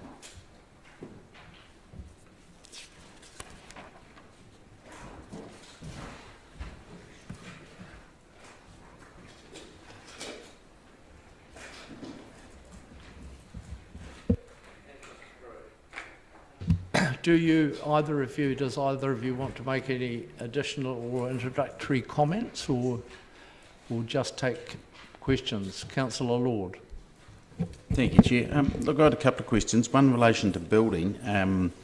I've had I suppose I've learned over the years on council that not everyone that rings you up with a complaint is always totally upright with the truth, but I have had a couple of situations recently where people have rung about building consents, and then when I've rung, what I've found out from your team is that there's facts are different basically, and I'm just wondering, is it a common tool? Because twice I've had times when builders are telling clients one thing and they haven't even put the permits in and that sort of thing, and I'm just wondering, is that a regular problem? Do you know that people think their permits in, or they think the information's all been supplied and the builders are more or less farming them out? It does happen from time to time, Councillor, yes. But it's not a big problem, or it is a problem? I think at different times of year, certainly pre-Christmas, pre-holidays, we get an influx of consents which aren't necessarily complete. Thank you. The other question I had was just the parking revenue on table 10, page 40. It just seems that for the year we seem to be issuing considerably less consents, and I'm just wondering, is there a reason? Have you got the same amount of people or you're down? Yeah, less tickets. But is that because we've got reduced capacity to issue, or just people are behaving better? We are currently in the throes of recruitment. We've just appointed 3 new parking officers, and they're currently in the throes of training. So, and there's also a further vacancy as well. Councillor Barker. Thank you. One of my questions has been asked about the parking.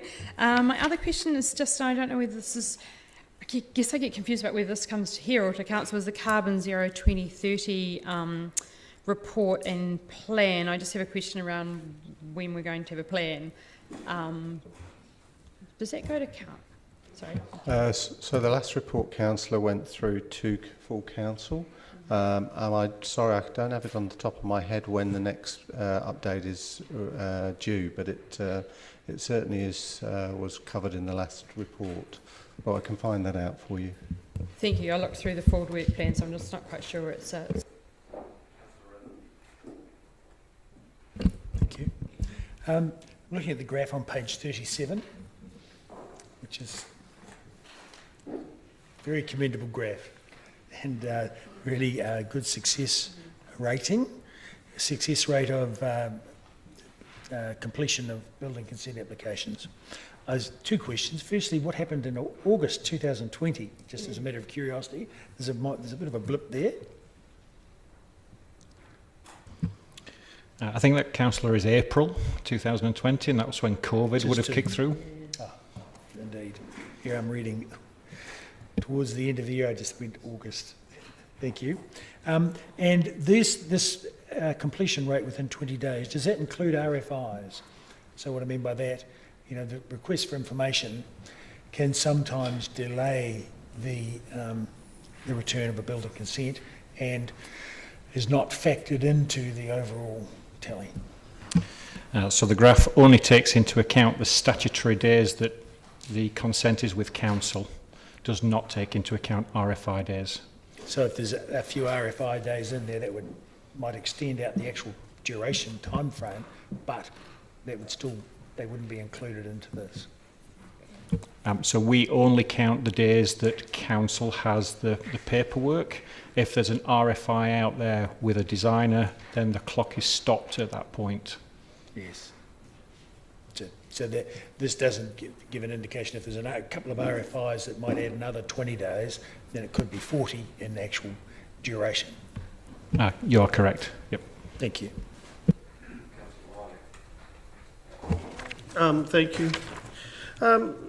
Probably through the chair, just looking at the second generation plan and the variation 2, and just getting an update, because I noted there was gone through the appeals process, and just paragraph 35, for example, talked about what was taking place in the end of May, early June.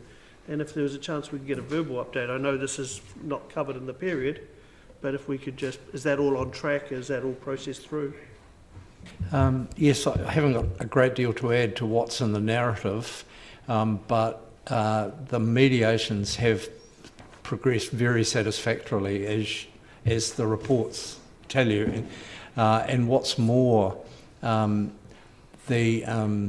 variation 2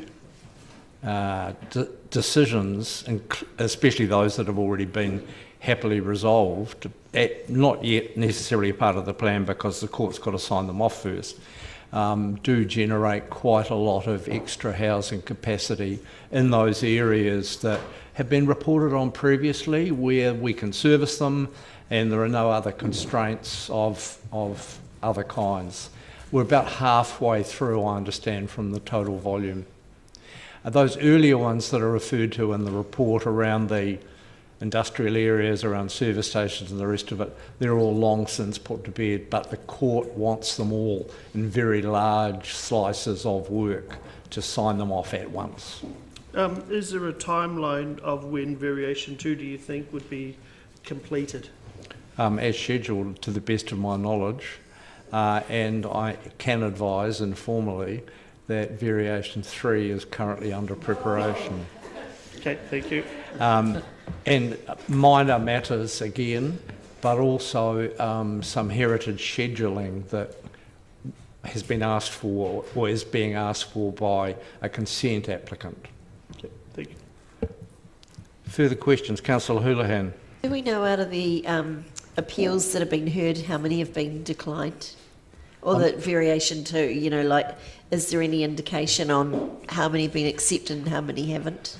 I can't tell you that offhand. I'm happy to get that information to you. Thank you. Ms. Johnson's, Dr. Johnson's not here. Mr.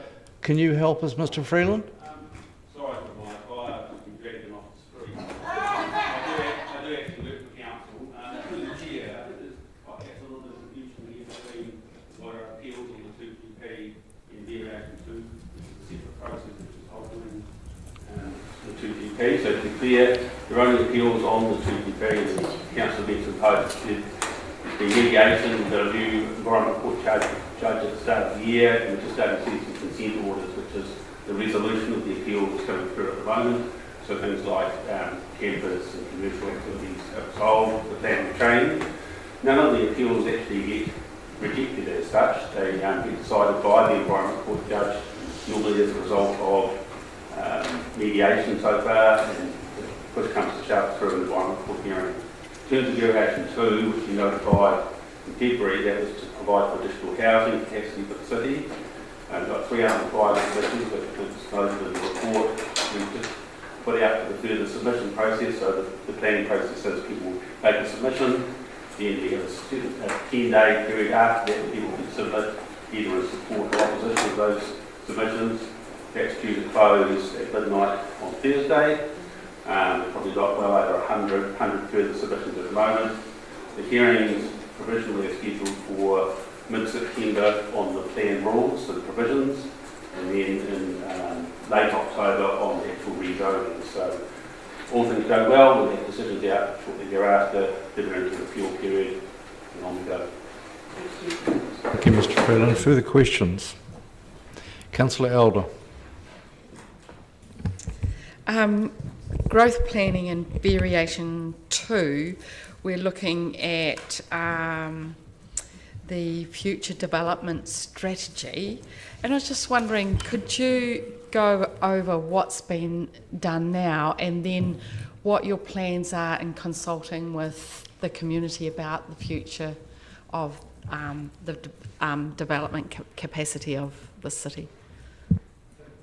More likely a question for Mr. Freeland to answer, isn't Mr. Drew?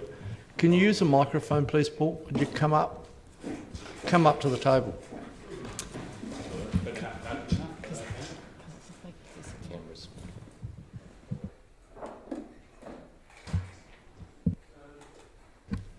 So the future development strategy is a requirement under the National Policy Statement Urban Development. And we're required as a Tier 2 city to do this in conjunction with the Regional Council. There's been some preliminary meetings about how we might go about that process. It's obviously a new process. We're also required to do it in time to inform the next long-term plan for the city, and obviously there's a 3-year planning cycle, and you've just finished it, or pretty much finished an LTP, so 2024 will be the next one. In terms of fitting into that, we'd have to do it in time for the infrastructure strategy, so we're thinking we'd have to have it done by early 2023. The process is such that it's not an RMA process. It's not one where we have to consult in the same way we have to do for under the Resource Management Act, and so it's a bit more like a local government process whereby we call for submissions and there is a hearing and there will be a panel that will make decisions, but it's not subject to appeal or further submission process. So we'll consult in the normal way, but it has to be done in conjunction with the Regional Council. Thank you. Could I just have another question related if it's to that? A question, yes. And that is, with the Regional Council and ourselves, we too can submit or be part of that plan creation in the sense we can, look at what we want in terms of that. Yes, I don't think there's any limitation on who can submit on the process, and in developing, in collaborating with the Regional Council, the panel that will hear this is, I presume, will be made up of members, political members from both organisations, but that's yet to be determined. Thank you. Councillor O'Malley. Thank you, Mr Chair. My question's about Te Aotearoa, so it's actually number 42. The partnership met on the 15th of March, and due to uncertainty around the strategic refresh Thriving Cities workers paused meeting on the quarter. So I've got two questions. Who makes up the partnership, and when will this strategic refresh anticipate to be done? So when will this group anticipate meeting again?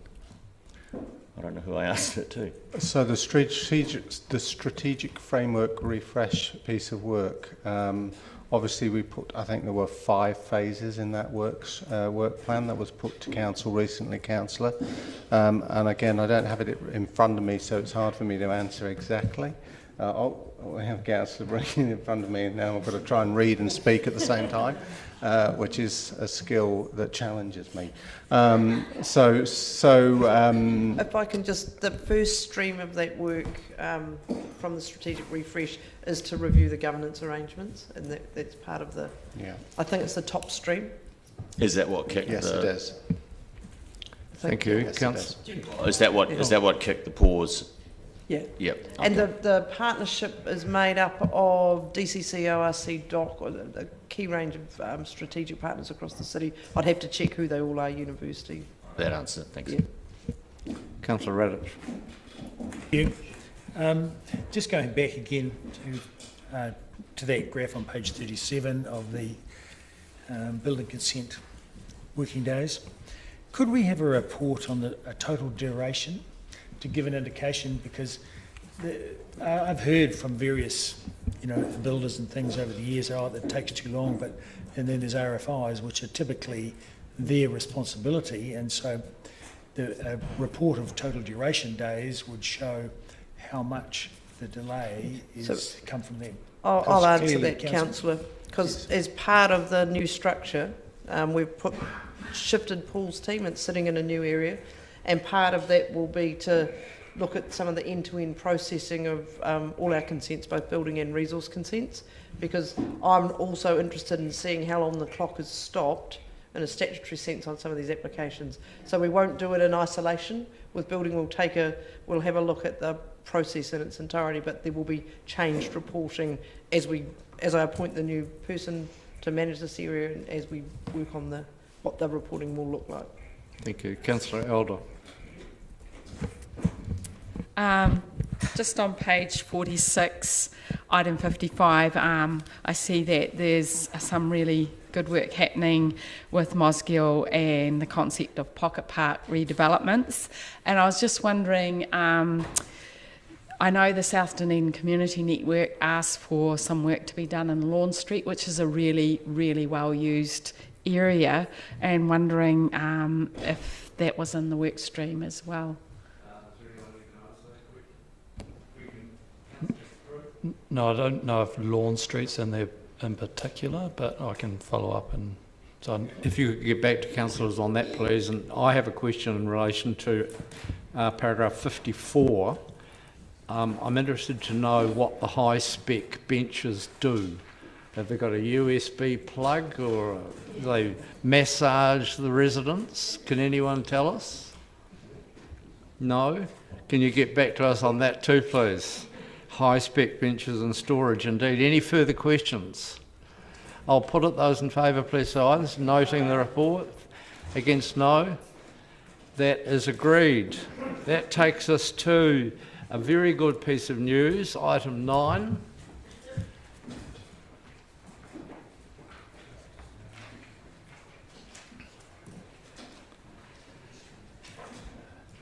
Thank you, Richard. Now, do you want to talk about this excellent advice, or are you just happy to take questions? Thanks. No, I won't talk too much about it, but just to let you know that the piece of work's finished, and it's well and truly locked in with council now. And I noticed that some of the maps in Appendix A the titles didn't survive the transition from my desk into the agenda, so happy to talk through those with you. Yeah. You can point people at the link so they can look, perhaps.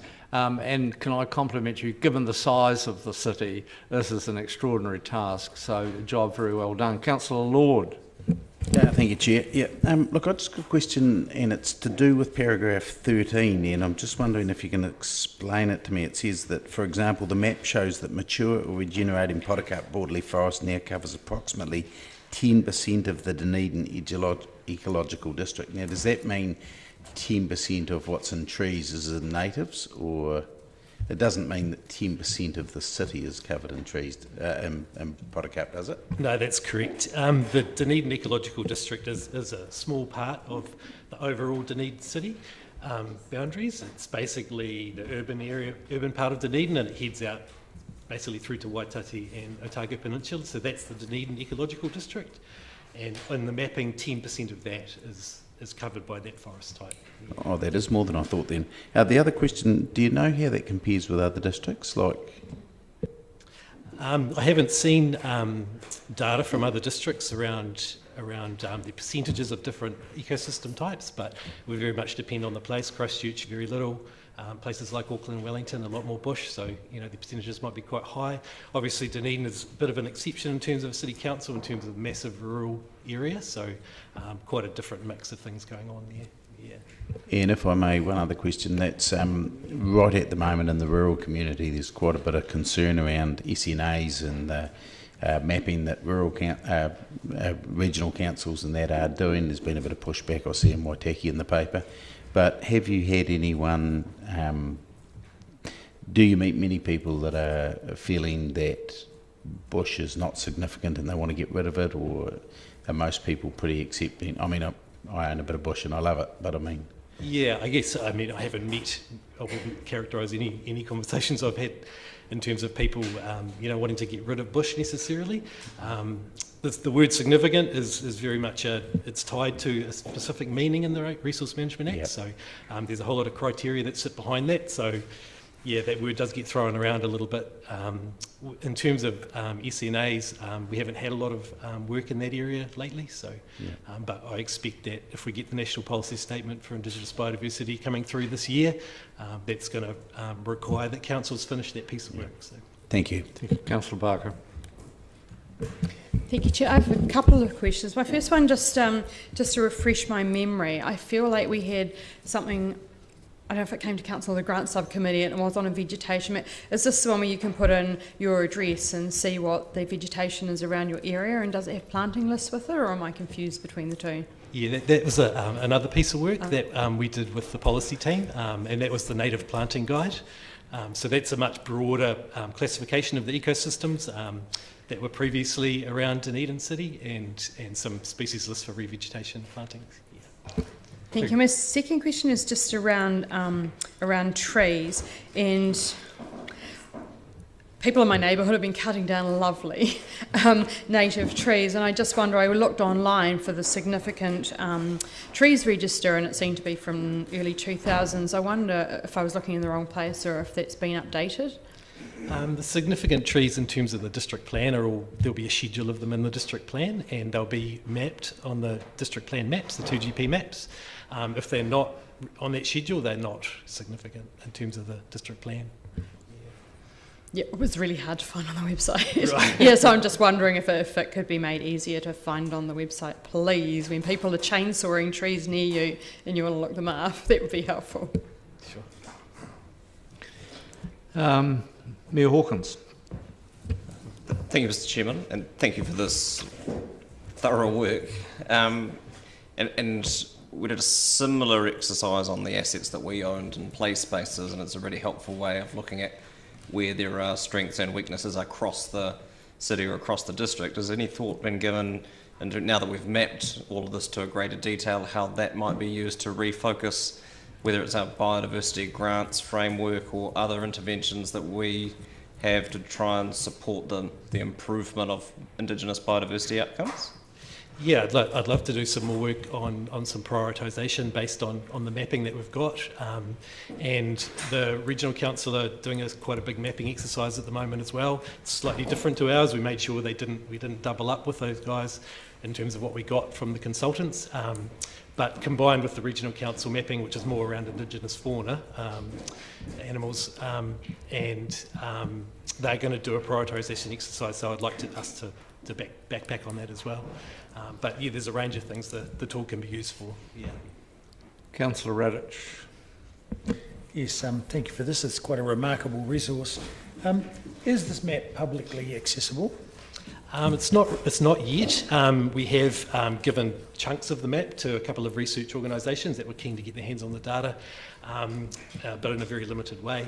We do plan to make it public. That was always the intention. Quite what that looks like, I'm not sure right now. We could put it just in a national database for anyone to download, but I'd like to think maybe we would put a version of it online for people to see where, how their properties look and what it's been mapped as. And then if people want the actual data that sits behind it, we could give that out on a case-by-case basis. And so similarly, we should wait till you make it publicly accessible before we have a look. I'd be comfortable with anyone having a look now. It's just that it's not in a nice, easy format. You'd basically have to email me. Not in the presentation format. Yeah, but we'll get it up online at some point in the next couple of months. Yeah. And I'm curious, how was the data derived? So the map was made by consultants based on previous mapping that they had done for other processes, but often it was new mapping, so they would look at satellite imagery or aerial photography, and they would make a judgment call around what the vegetation was, and then they would just literally draw the lines on the map, on the electronic map, and classify it as native forest, Kānuka shrubland, whatever ecosystem they thought it was. Some of it is based on national databases of mapping, particularly for exotic vegetation like pasture and forestry, which is quite well resolved nationally. So largely from satellite and LiDAR information? Yep, satellite and aerial photography, that's right. Yep. Right. Thank you. Councillor Elder. Thank you, Chair. I just looked up Jobs for Nature today, and my thought is there any work across ORC, DCC and DOC to pull all these databases together to actually apply for funds to increase our biodiversity?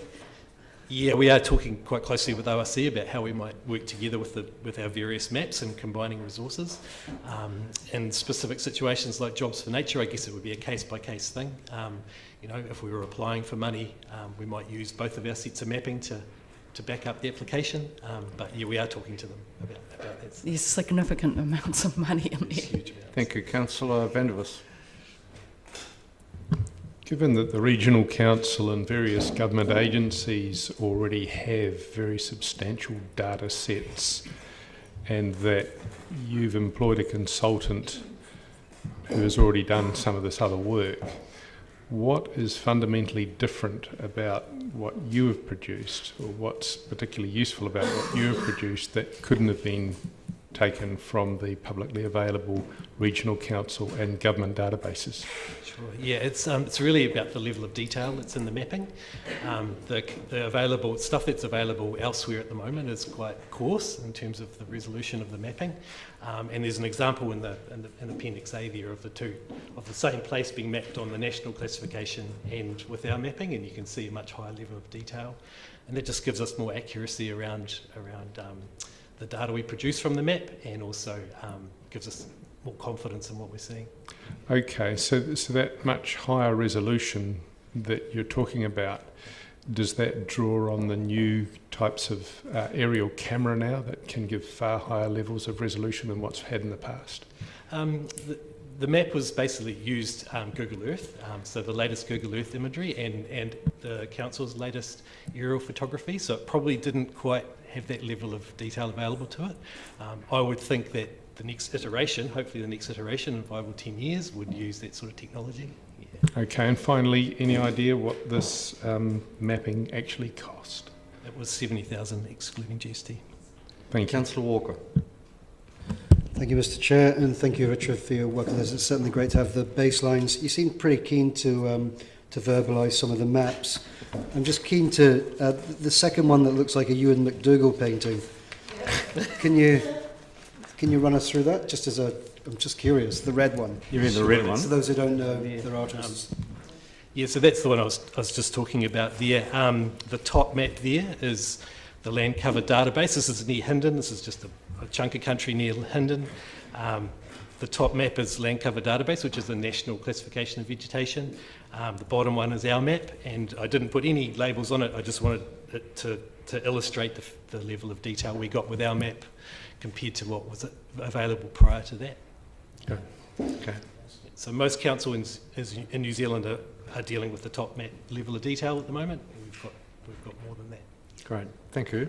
That is now quite helpful and informative, thank you. I'll move that we note the completion of this project, seconded by Councillor Walker. Any discussion? Councillor Barker.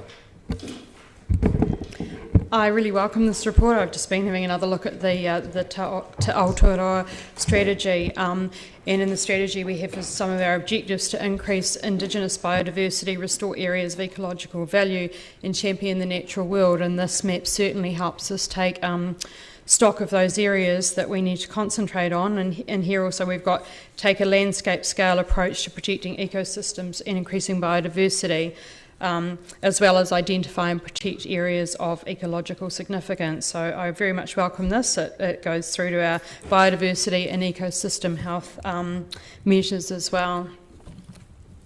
Thank you. Further speakers are absent. I'll put it. Those in favour, please say aye. Against, no. Thank you. That is agreed. Item 10, the submission on the public transport operating model review discussion paper. Mr. Drew, Ms. Benson, and Ms. Handwerk.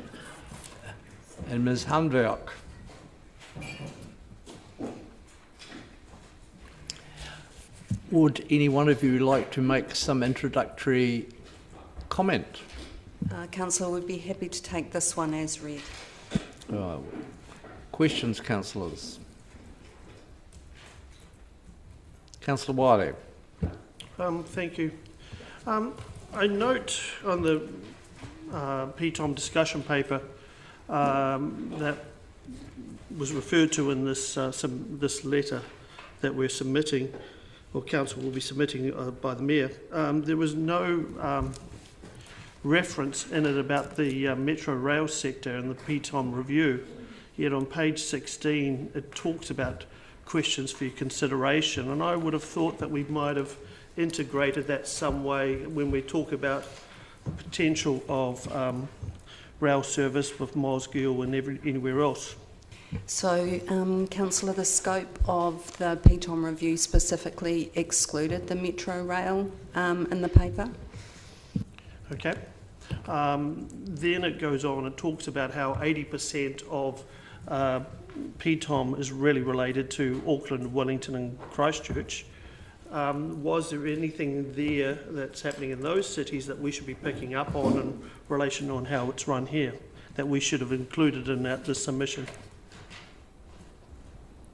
Oh, I'd probably have to take that under advice. Not that I'm aware of, but I will find out. Further questions? Sorry, I've got another couple. Oh, sorry, carry on. Okay. On page 20, it talks about funding and timeline of 2025 going through to 2035 as a decarbonisation target.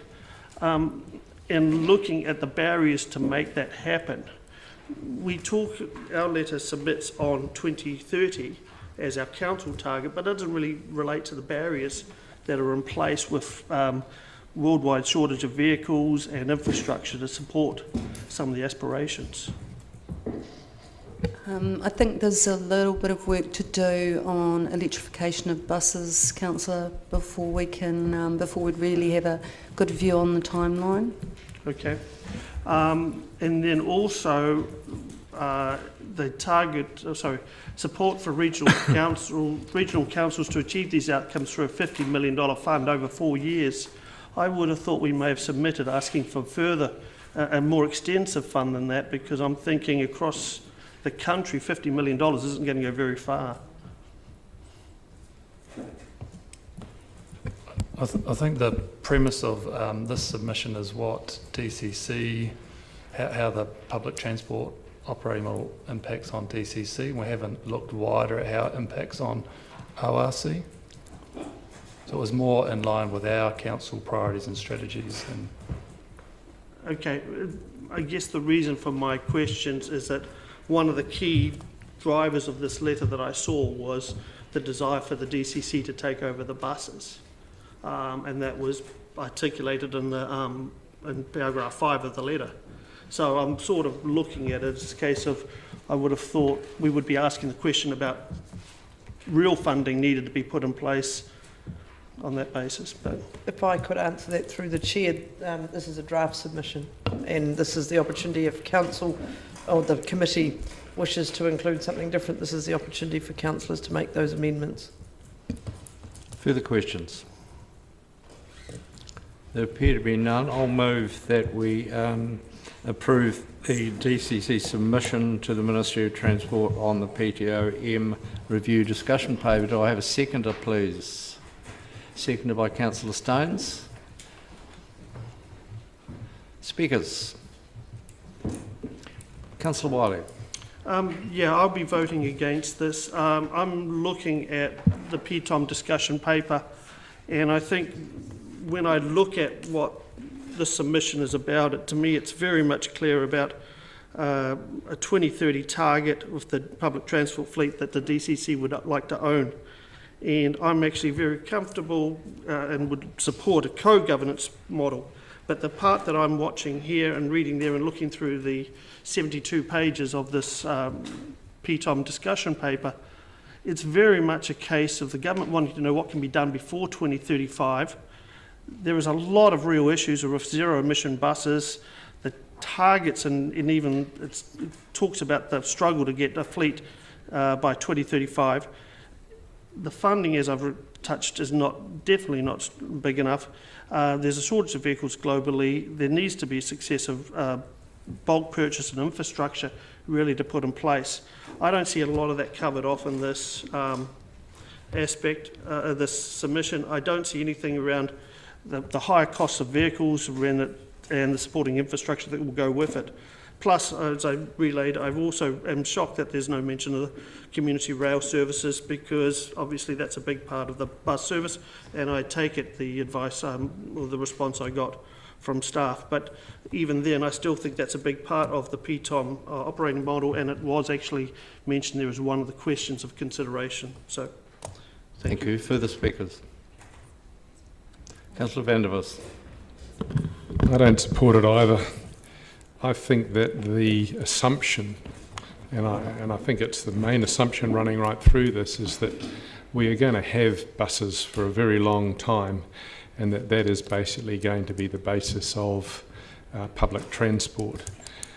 I think that we already have strong evidence of a new, diverse range of transportation options coming to us, especially the vast range of electric vehicles, everything from limes to electric skateboards, mobility scooters, all different kinds of electric cars. I don't know if you've seen the app Terra, which has been making the rounds on Facebook recently. I know at least one person in town that's already bought one. We have far more transportation options coming, and far cheaper and far more sustainable options than trying to keep our bus system going, or even worse, trying to keep these enormous buses going with an electric alternative that costs $800,000, to say nothing of the whole new regime of servicing them. I don't think that this is forward-looking enough. I think that we have so many new transportation options coming now that are simply ignored in this operating model, that it will be irrelevant in a few years anyway, and that's the reason I won't vote for it. I'm sure it's well-meaning, but it just doesn't see what's coming. Councillor Houlihan. Thank you.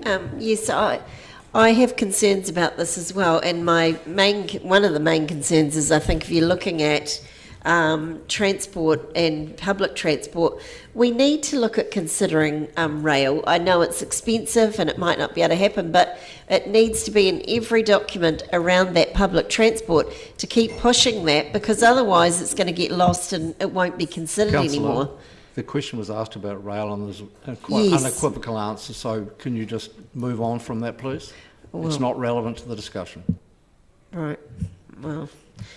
So also, I wonder where the comment is in this report around cycling as well, and that is a public transport option, and carpooling, thinking outside the square, more innovative ideas, transport hubs. Just focusing on buses is not very innovative, and given the service we've got right now, we're not. My understanding is from our previous discussions, given we tried to take over the buses and ORC wouldn't let us, we're sort of in a stalemate really. So yeah, I think this document does talk in the dialogue around as if DCC might take over the buses, and of course that has been superseded. So I think we need to take action steps around more active engagement with ORC, so that we're working together around that, because otherwise we're not going to achieve any of our goals, or not a lot of them. Councillor O'Malley. Thank you, Mr. Chair. I have a feeling that, in my opinion, the government's focus on public transport seems to be primarily Auckland and Wellington, and then as an afterthought Christchurch, and effectively beyond that, not many other cities are particularly in focus.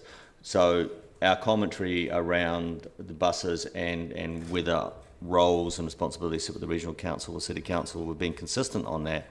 But I think one of the major components of the public transport operating model is the contract requirements and the ability and a loss of flexibility, which is not in this submission, but I know that it's due on the 18th, so I think we'll just go with the submission. I think mostly what's important is not so much your submissions, but your continuous commentary and activity as you keep going forward. And I want us to keep in dialogue with the Ministry of Transport around this, because I have a feeling that we're just simply not in the focus of the MOT and government when it comes to public transport. And this will help, but we've just got to keep working on keeping our profile high. Thank you. Councillor Elder.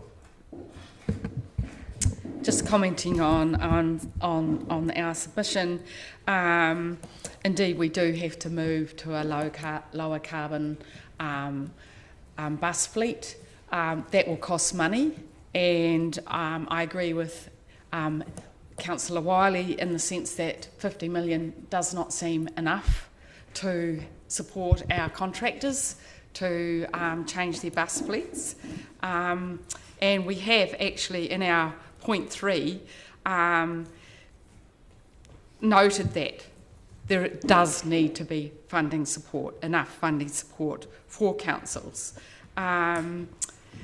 One of the opportunities also with the buses, which again wasn't mentioned much, is its relationship with active modes and the need to connect with those. For example, more cycle racks on buses, etc. And I would like to see them look at that. But on the whole, I can support this. DCC would like the ministry to consider changing the responsibilities, so it's only a consideration. It's not as though we're saying they're going to do it. And so that's about investigating the options. But indeed, I do support Councillor Wiley's thought around there will need to be far more funding in this pool. Thank you. Councillor Staines, do you wish to exercise your right of reply? Okay, I'll put it. Those in favour, please. I will take it by division.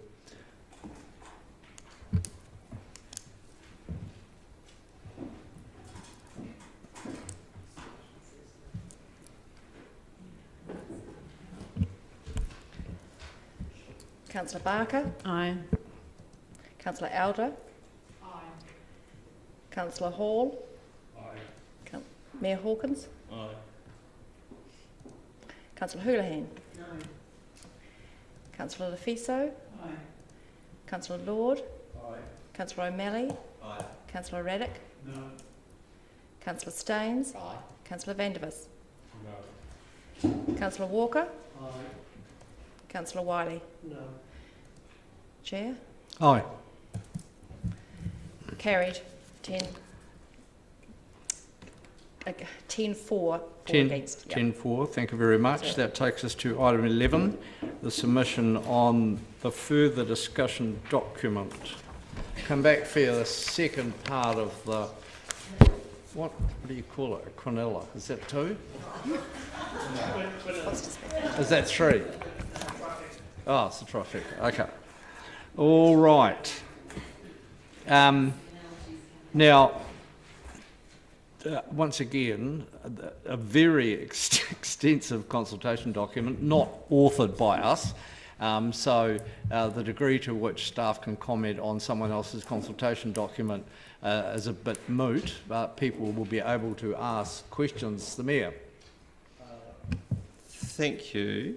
My question is about our submission. Give me one moment, caller.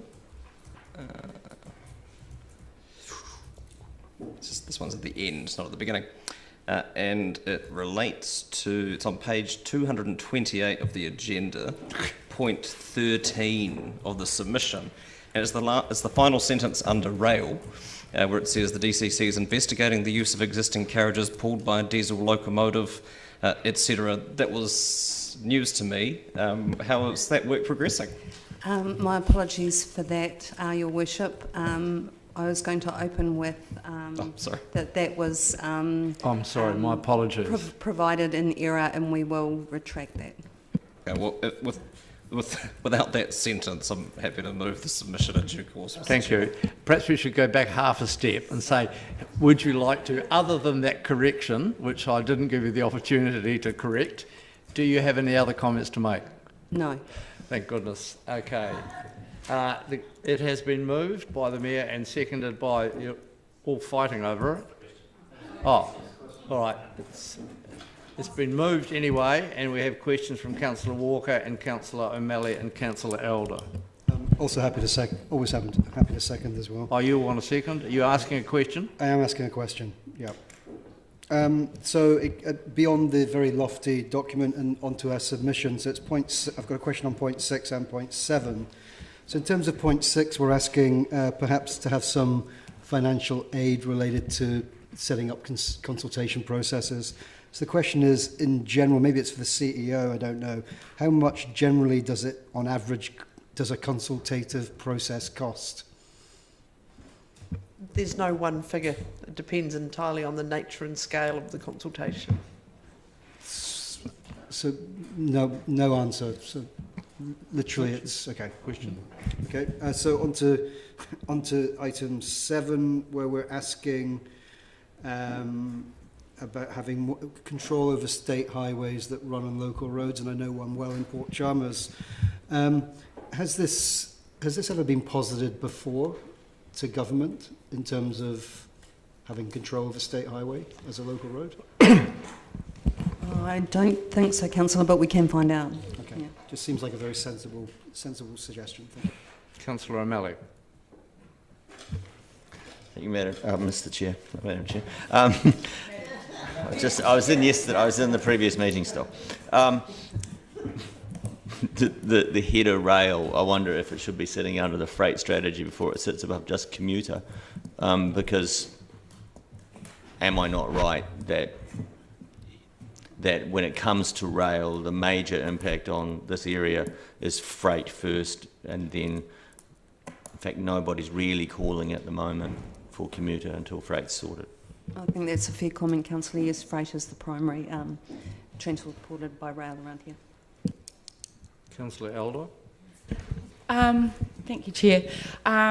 There's no mention in our submission related to mode shift active transport, and yet in our 10-year plan submissions, we had a number of people who said that there needed to be a regional connection of cycle networks that connected communities And there were a number of submissions about the Tunnels Trail and connecting with active transport, which not only reduces our carbon emissions, but actually increases our health and well-being and offers amazing recreational opportunities across the region.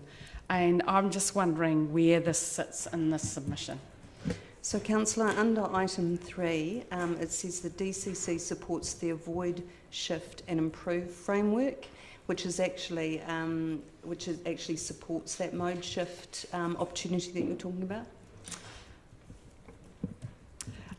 So that's an answer to your question. Have you got another one? Apparently not. Come back to it. Let me know when you've thought of another one. Councillor Barker. Just have a process question. Just after the last item where some people indicated that they weren't happy with the submission and they could have added amendments in during this process, when would be the time to add amendments in if people had... Well, I can see that we had the model yesterday of the delegation being given to the Chief Executive to add a general comment around a concern. One that was just raised has been answered as included. So if people have got an issue like that, we could follow that same pathway. Councillor Elder has thought of what it was. What I was wanting actually was just to comment about that in the sense that given the 10-year plan submissions and the submissions to the Regional Council, that the active transport and mode shift be more overt in our submission as a reflection of what the community is wanting. Well, I think that in terms of what I've just said, you could perhaps flag that and make a reference to submissions that came to us as part of our process, being supportive of that, whatever the phrases that you're using. Yes, certainly. Okay, we'll add that just in terms of suggested improvements to the motion. Thank you. That's further questions. Councillor Raddick and then Councillor O'Malley. Looking at item 7, state highways bisect many town centres, and the DCC would like to see more emphasis on improved livability for residents and safety for active travellers along these corridors than on reduced travel times. What does that mean for Dunedin? So through the Better Business Case process, there are a way of evaluating criteria for options. At the moment, the weighting on travel times is quite high. It's just about balancing the criteria that investment decisions are made.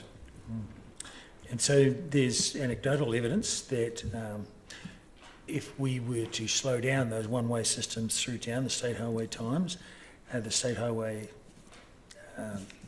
roads, that gridlock would ensue. Has there been any modelling on that?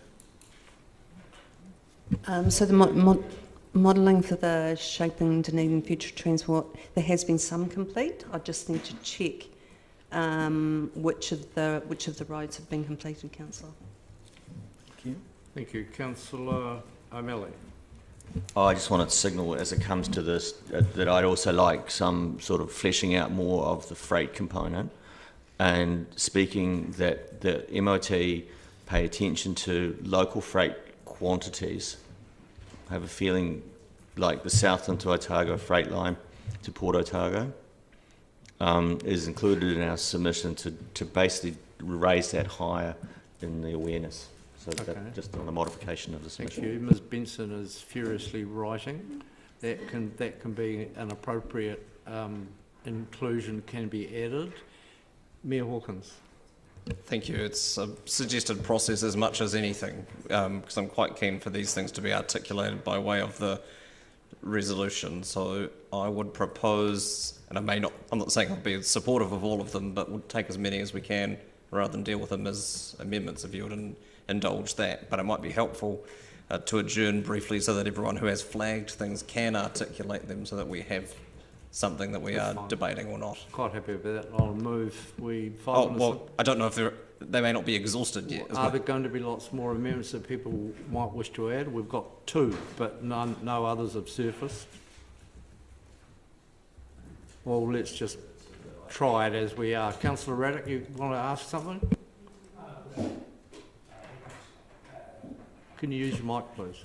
Yes. No, I haven't devised an amendment, but I might be able to in time.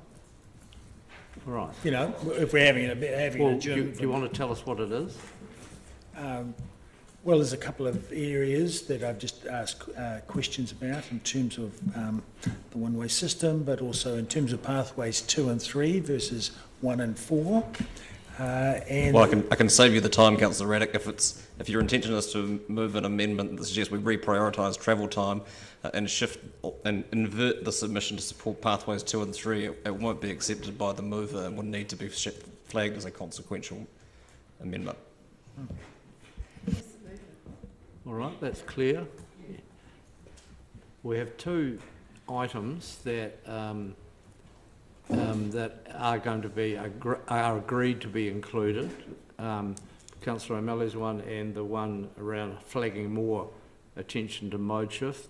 The mover has just been quite clear about what won't be accepted as part of his motion. Is there any, and so you're free to make an amendment formally if you wish, but the appetite for questions appears to have run out, so we are now open for discussion on the recommendation, which is as it stands on the screen. And you I would appreciate being able to speak to it, knowing what it is that I'm speaking to. So, could we adjourn briefly to be able to articulate those two things that have been flagged, so that they can be included? In terms of the detail of the two that... Yeah, just so they can be included in the resolution. All right, let's adjourn for 5 minutes. I'll so move. Councillor Walker, everyone else will second. I'll put it. Those in favour, please say aye. Against, no. That is agreed. We'll be back at 3:37.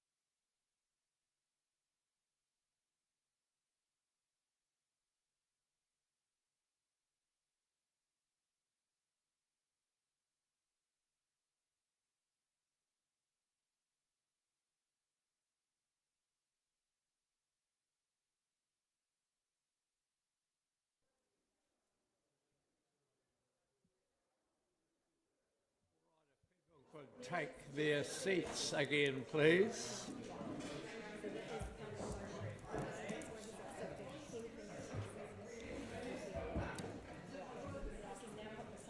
All right, we're reconvened. If Lauren, could you put up at your convenience, please, the 3 items that are acceptable to the mover. And once you've had a chance to read those, we'll hear from the Mayor. And who seconded, by the way? Councillor Walker.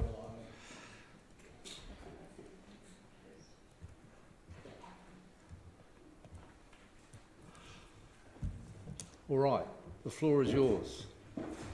Yeah, thank you, Mr. Chairman. It has been pointed out already that this is a substantive discussion document that we've been asked to give feedback on, but it's really exciting to read, actually. And there's the usual caveat on discussion papers that says not government policy on the front of it, but it should be. And it forms part of a far bigger sense of policy direction that we are seeing out of Wellington, both government and government agencies or appointments, the final recommendations of the Climate Change Commission, the government policy statement on transport, the review of the public transport operating model that we've just discussed, and further to that, the effective scrapping of the fare box recovery rate in public transport funding, the national policy statement on urban development, encouraging compact urban form and density, the review of the resource management system, the setting of speed limits review that we discussed at the meeting yesterday, to say nothing of our own strategic goals around an integrated transport network, our social wellbeing strategy, Te Aotearoa, our environment strategy, and so on.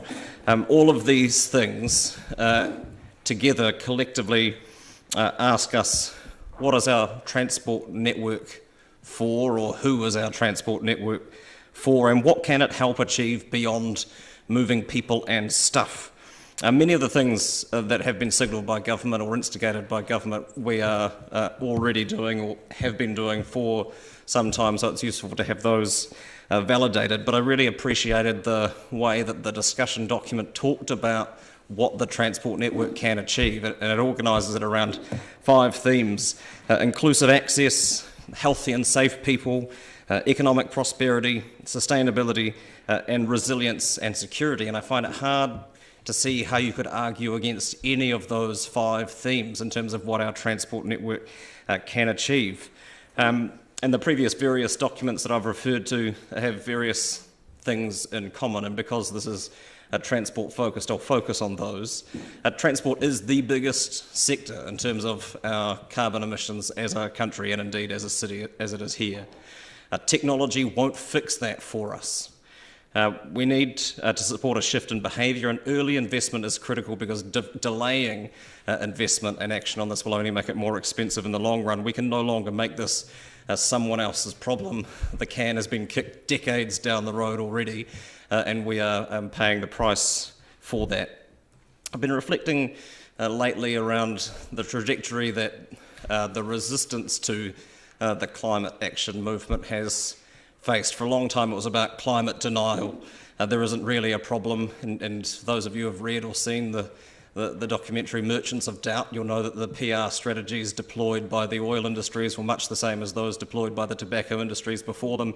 They don't have to prove you wrong, they just have to sow enough doubt in people's minds for them to not take the concerns seriously and not make progress on them. That moved on, the movement, the resistance moved on to a position of, well, we're doing just enough, thanks, and this needs to be a question of balance in terms of all of our other priorities. And then more lately, that yes, this is critical, but if we've got a 2050 target, technology will save us sometime in 2049, so we don't have to worry about shifting any of our behaviours or any of our systems or any of our infrastructure in advance of that. I don't think it's tenable any longer to pay lip service to climate change and refuse to accept the need for behaviour change, and that is what we need.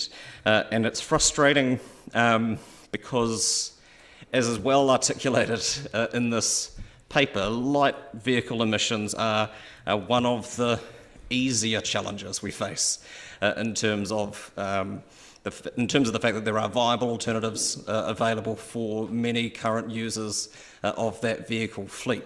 But at the same time, it is the hardest thing in many ways to make progress on, because we're fighting a culture war that seems to be committed towards entrenching the status quo, a status quo as has been articulated in previous meetings that currently actively excludes many people in our community, and entrenching a status quo that actively excludes people I don't think is showing particularly strong leadership as governors. And the arguments are predictable around all of this, including mine. And, you know, we've heard previously that public transport is a Victorian creature and is not long for this world, or that self-driving, autonomous electric vehicles are going to save us, or that parking and car parking is the biggest concern of residents in the Residents' Opinion Survey, or technology will come along and save us unless that technology is public transport, in which case we shouldn't be advocating to government to decarbonise the public transport fleet and provide funding for that, which was an extraordinary argument we heard in the previous agenda item. There is absolutely work that needs to be done in R&D and technology, particularly in transitioning freight and aviation and coastal shipping. But we need to get on with the things that we can do in the meantime while that work goes on to try and transition those industries. I applaud the avoid, shift, improve framework. I think it's a really helpful way of thinking about these things, and certainly support the suggestion of staff, entirely consistent with a range of council's policies of pathways 1 and 4 being preferable, because they focus on the avoid and shift and have lean less heavily on improve. So this is a great framework for these discussions. It's a message that is helpful for us, but not just for us. This is certainly something that needs to land and be heard around the Waka Kotahi board table and around the cabinet table when it comes to making the decisions that need to be made to support us as local government to do the work that we know needs to happen in our community. There are big decisions to be made between now and December in terms of responding to the Climate Change Commission's report. Transport has to be a key part of that, and this needs to be how that discussion is framed up, and I welcome support for it. Thank you, sir. Thank you. Further speakers? Councillor O'Malley. Thank you. Yeah, this document itself that we're asked to consult on is exciting, and I believe that if we, as a region, are able to position ourselves with it, we'll do quite well out of it. It reminds me, though, of when I was excited when the government policy statement on transport came out around mode neutrality and mode shift, and then realised as it got rolled out that we were sitting in a hierarchical list of municipal areas, and with Auckland at the top, Wellington next, and then Christchurch next, and then the rest.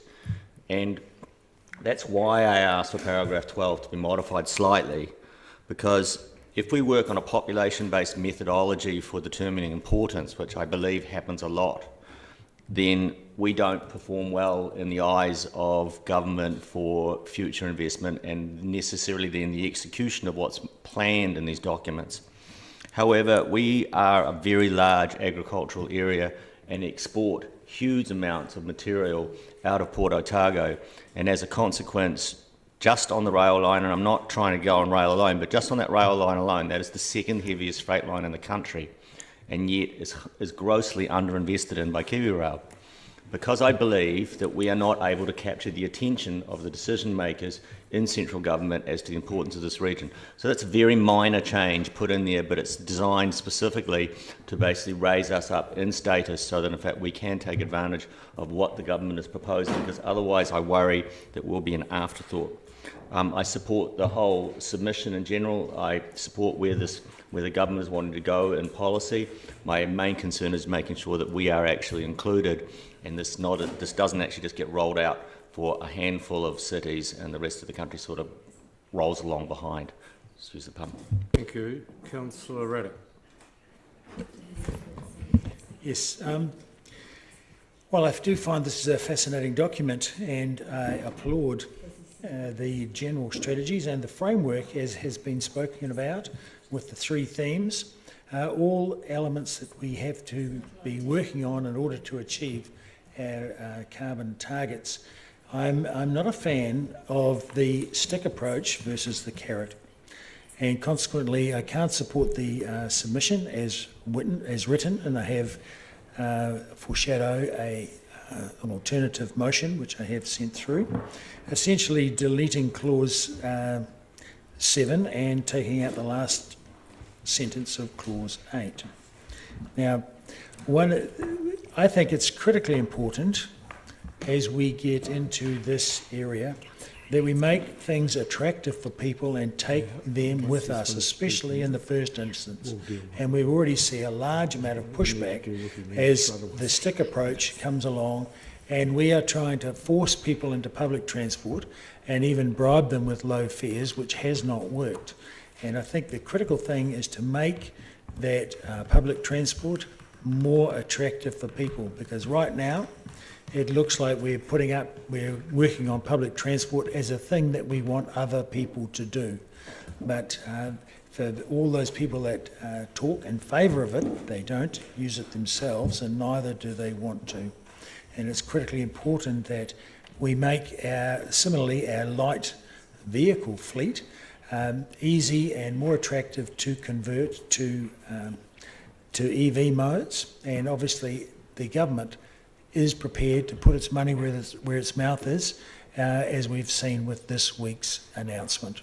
So I think we should be focusing on working with the government to achieve attractive transitional modes so that we do have a just transition and take people with us as we move to a lower carbon situation, rather than trying to beat people with a stick and tell them what they must do. Our history has shown that people will resist that. I take it you want to move your amendment. Well, unless you do, no, just foreshadowing. Sorry. Okay. So what do you suggest I do? No. Move my amendment. If you've got an amendment, you need to move it now. Okay. Otherwise, you won't be able to, because you won't be able to speak again.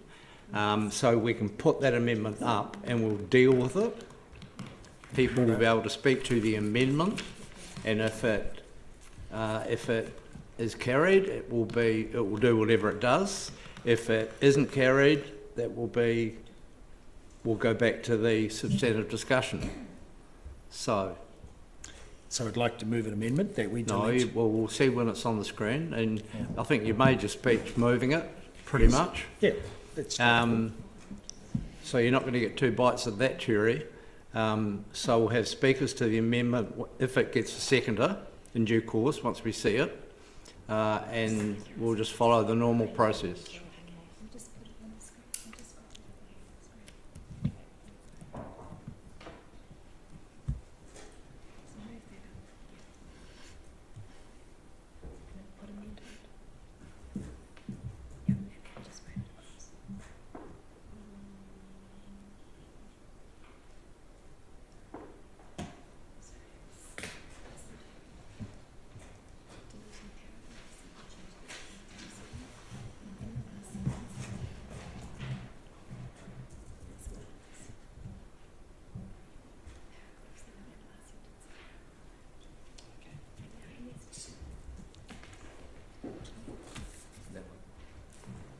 That's all of 7.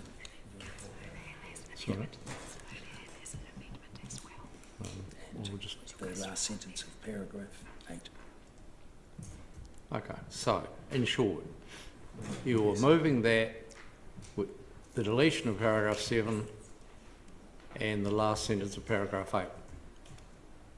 So people have a look at what that is, and then I'll ask for a seconder.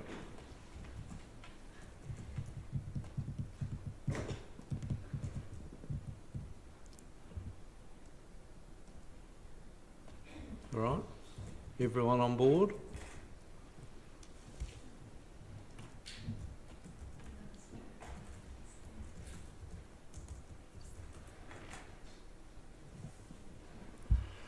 All right, is there a seconder for those two deletions? There appears to be, there is. Councillor Wiley? Right, the motion is open for the two deletions are open for discussion. Further speakers to the amendment only. It's not general comment about the wider submission, it's only about that double deletion. Anyone wish to speak? No? Then there's no right of Councillor Vandervis. Just reading the sentence, you're talking about the last sentence in 8. While noting the assumptions, omissions and uncertainties in the models presented, pathways 2 and 3 are dependent to a larger extent on technical solutions. Is that the sentence that's being referred to? Well, okay. If it's the last sentence in paragraph 8, yes. In that case, I think that there is a general problem here that many members simply don't understand what technology has done historically and what technological solutions are already vastly improving the carbon footprint of our transportation network. For instance, if you look at what's happened to diesel trucks over the last 20 years in terms of the technology referred to here, the diesel trucks now are producing about half of the pollution that they produced 20 years ago, moving the same amount of freight.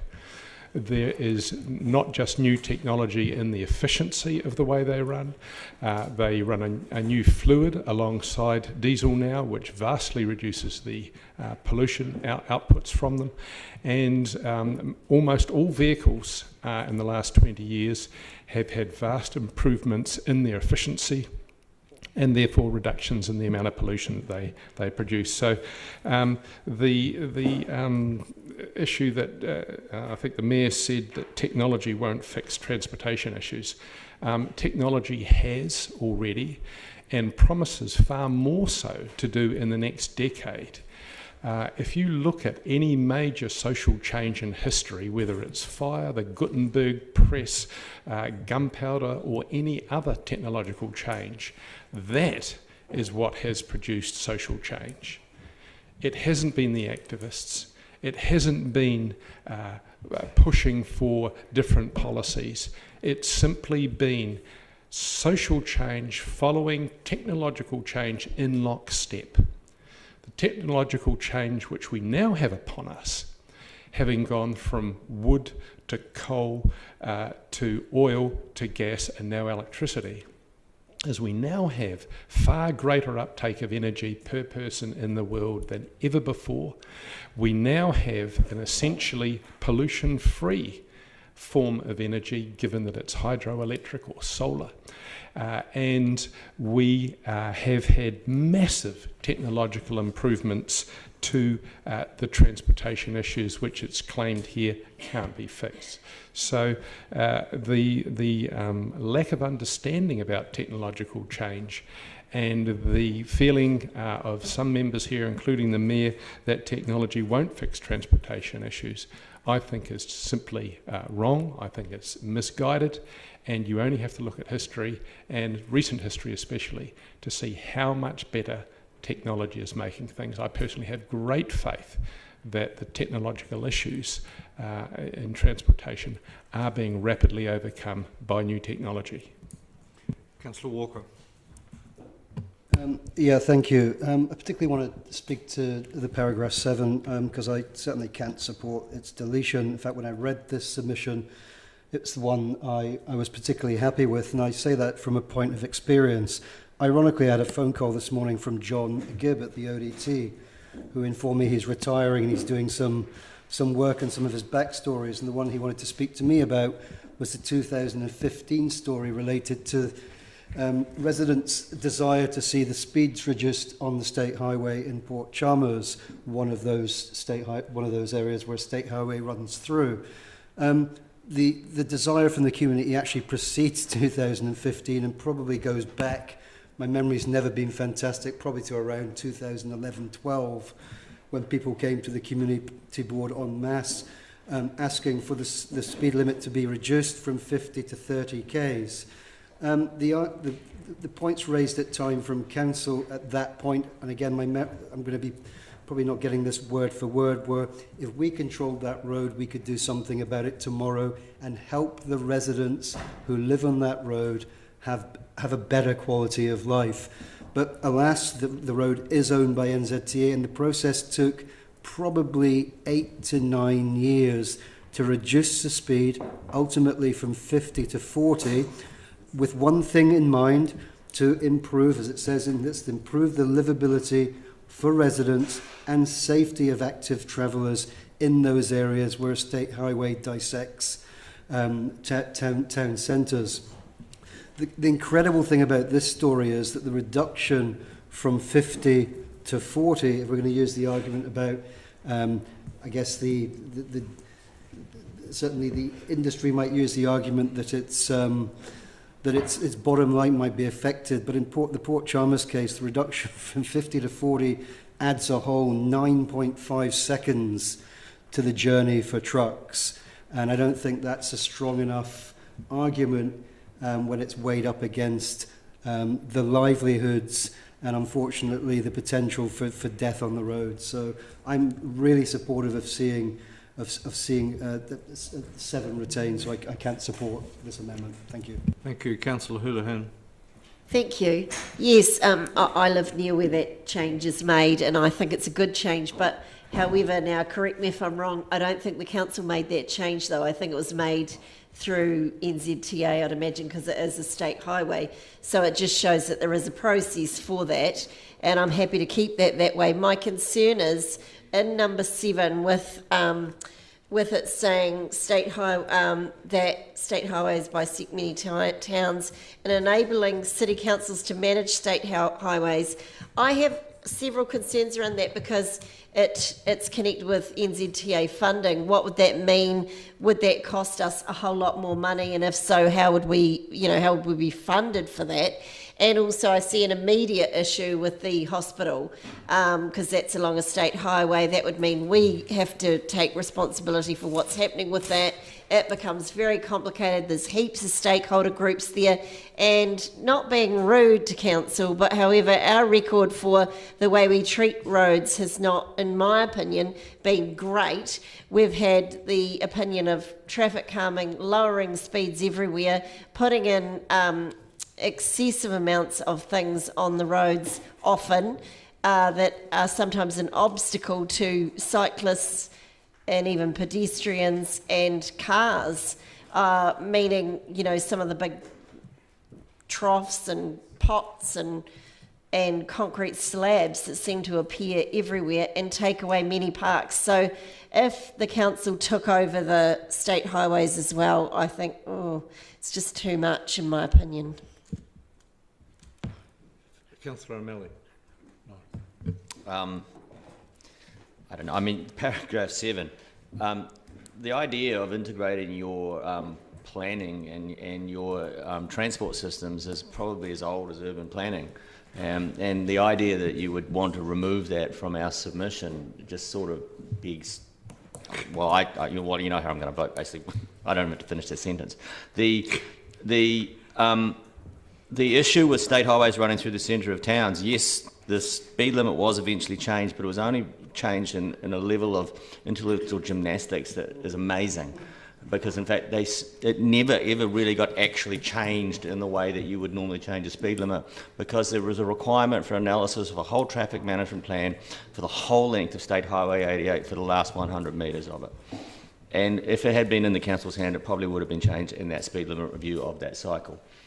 And I have seen this on the Regional Transport Committee over and over and over again. This happens in every town that's got a state highway in it, that when they want change, the mechanism by which they get it is so slow and inefficient. It's unbelievable. And it's actually asking for the management of the state highways. It's not necessarily changing much else with it. And the reason that state highways are 100% funded normally is because 90% of them are actually joining towns.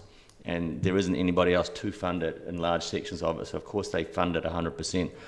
It just means then you have an anomaly of funding when it runs through a town, that towns can get that section of road 100% funded under that funding arm, but reality of it is they aren't really state highways at that point, they're actually city streets or town streets, and all this says is please treat them as such and let the towns be involved in how we use those streets and how we run them.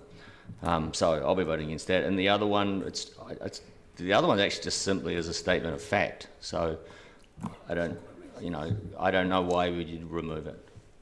Thank you. Further speakers on the amendment? Thank you, Councillor Lofiso. Tēnā koe, Mr Chair. I would just refer to the executive summary of Hikina te Kohupara.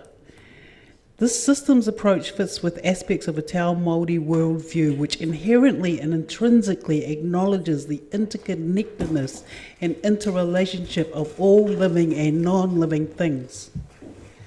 So for me, I just want, as people were speaking in favour of this motion, I was just thinking of the young people who have made their feelings very clear about the world that we are condemning them to inherit. And I don't understand why you would want to delete paragraph 7. You can't, I don't believe you can be piecemeal about this. And in terms of the kōrero, the talking about carrots and sticks, we have got to understand, our boomer generation has got to understand that if we insist on behaving the way we want to, as we choose fit, because we're individuals who have access to power and resources, and we can just treat the planet like we are treating it, then we condemn our children and grandchildren to a whole lot of crap that they've got to clean up. So, yeah, I'm going to be voting against this. Thank you. Further speakers to the amendment, the two deletions? There appear to be none. There is no right of reply on an amendment. I have checked, and so I'll now put it. We are voting just on the deletions that are on the board. We'll do it by division. Can you call it, please, Lauren? Councillor Barker? No. Councillor Elder? No. Councillor Hall? No. Mayor Hawkins? No. Councillor Houlihan? Yes. Councillor Lofiso? No. Councillor Lord? No. Councillor O'Malley? No. Councillor Raddick? Yes. Councillor Staines? No. Councillor Vandervis? Yes. Councillor Walker? No. Councillor Wiley? No. Chair? No. Lost. 11-3. Councillor Wiley, you voted yes. You voted no. Thanks for wasting the time of the meeting, seconding something and then voting against it. Point of order. That's very fine. Point of order. What's the point of order, Councillor? I believe it is disrespectful for you to make sarcastic comments about how somebody chooses to vote in this chamber. My comment wasn't at all sarcastic. It's a point of order. It's not for you to rule on, if you don't mind. Okay, I'm not upholding it. It is not for you to rule on. Understanding orders. Councillor Walker, would it's a you point rule of order on this matter, against please? you.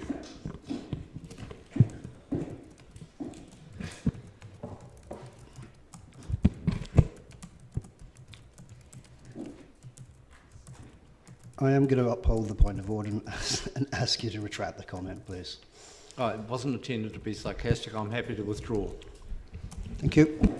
That motion, the amendment is lost. We now return to the substantive speaking order. Councillor Vandervis, it's your turn.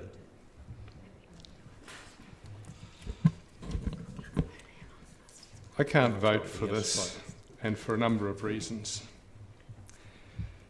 We have a statement here, number 5, that says, must require local government to make carbon urban design changes to encourage public transport use. To me, this is simple shorthand for get rid of parking options. This is reduction of commuter car parks, and we've already seen a lot of reduction of commuter car parking options here. And the unadmitted in some cases, but admitted in other cases, particularly the previous Tony Avery, who used to run infrastructure services, made it quite clear that the policy to remove car parks was basically the only way to beat people onto buses. And as has been pointed out here, it hasn't worked. The reason it hasn't worked is because it can't work. You can reduce the cost of buses to the user, and they still won't use them in great numbers. What you can't do is reduce the actual cost of buses, which keep going up relative to cars because of economies of scale. Cars are by far more efficient, versatile, safe way of moving around a city with all kinds of convenience than using public transport. Public transport was a major thing in the Victorian era. Trains, trams, buses were the mode that everybody moved around on. But look at what has happened with the development and the refinement of the car. Not just the refinement of the car now, but of the scooter, the skateboard, the mobility scooter. All kinds of new electrical vehicles are providing far cheaper transport than we ever had in the past, far more versatile, and essentially, operationally, non-polluting. I accept that there is a pollution aspect to the manufacture of anything, and the idea that we're going to stop manufacturing cars at all and get people simply walking instead, to me is simply dreamland. It's going back to the Victorian era where people didn't travel at all. In fact, there is a phrase in here somewhere, I'm not sure where it says, but it simply wants to reduce people's travelling, period. Reducing people's travelling and reducing people's use of energy is to take us back to the Dark Ages. Our modern civilization, our far increased quality of life, all of this depends on increasing use of energy. And as we have now much better and much cleaner sources of energy, we should be embracing them and going forward rather than trying to go backwards to the times of everybody climbing on and off public transport, which will never cure the last mile problem, which will never be as convenient or safe as the modern car. Let Dunedin look forward to transportation of the future rather than looking backward at the old mass public transport systems, which used to be the only option available. But now, luckily, we have these fabulous non-polluting options which this paper doesn't recognise. Thank you. Thank you. Councillor Houlihan. Thank you, Chair. I have an amendment I've put in, but I've just notified the GSOs that I'm not going to proceed because I've read it again. I was going to change in point 13 that where it says delivering, I was going to say fund. But delivering would mean that the government would provide it. Councillor, yeah. Are you moving an amendment? Yes, that's what I had moved, but however, I'm just saying... No, don't change it on the hoof. If you're going to move an amendment, then send the text to the GSO. I have. You've done that? Yes. Well, then you move it, and we'll have it on the screen, and you can speak to it. Yeah. As I mentioned, I think what's worded there probably will suffice, so I'm leaving it, unless, as a group, we think that adding that in might help. Well, I don't know what you're talking about because I can't see it. So I've sent it through. It's not up there, but Can we put it up, please? because I think delivering probably means funding as well, I assume, looking at it again.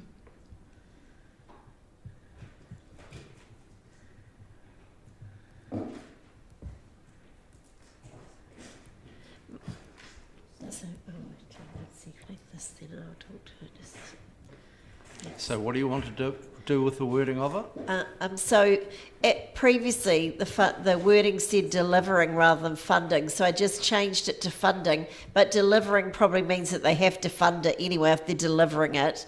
But my concern was that we could be stuck with a huge debt if they say, oh, here, but this is 20 million or something.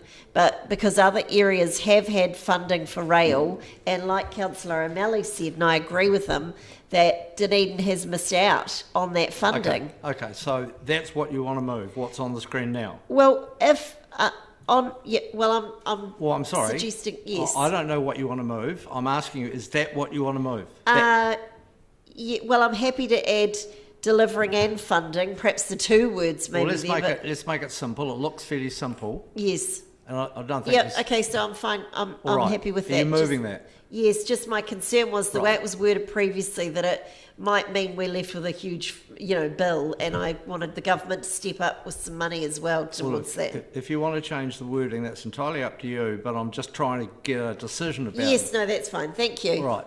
That's moved. Does it have a seconder? Seconded by Councillor Radich. You now have 5 minutes to speak to this, Councillor Houlihan. Thank you. Yes. In retrospect, possibly the wording delivering does do the job that I was hoping. However, just my concern is, as mentioned previously, that without adding the word funding, government might leave us with if we get the benefit of a rail service, which I would love to see, a commuter service, especially from Mosgiel, because that is one of the largest areas where we have a transport issue at peak times, and we have a fantastic railway station in our city. We've got the advantage of it being right in the CBD. People can walk out and go to their work. The 9 to 5 people who work in the city could use that. A commuter service has been used before, and I think, it would certainly be an added bonus to our city. There needs to be negotiations with KiwiRail around, obviously, the use of the rail as well. But I think if we have the word funding in there, it's only a small change, but it means that we're not given the service we want if they see fit to do that, and then left with a huge bill. This way, the government is put on them to say, can you fund this for us? Because the point that I'm making is that, and not just myself, I'm just picking up on what Councillor O'Malley said, because I agree with what he said, that other cities, particularly Wellington, has been given millions for rail, and so is Auckland, but places like Dunedin and other areas don't seem to even be considered, and I want us to be considered.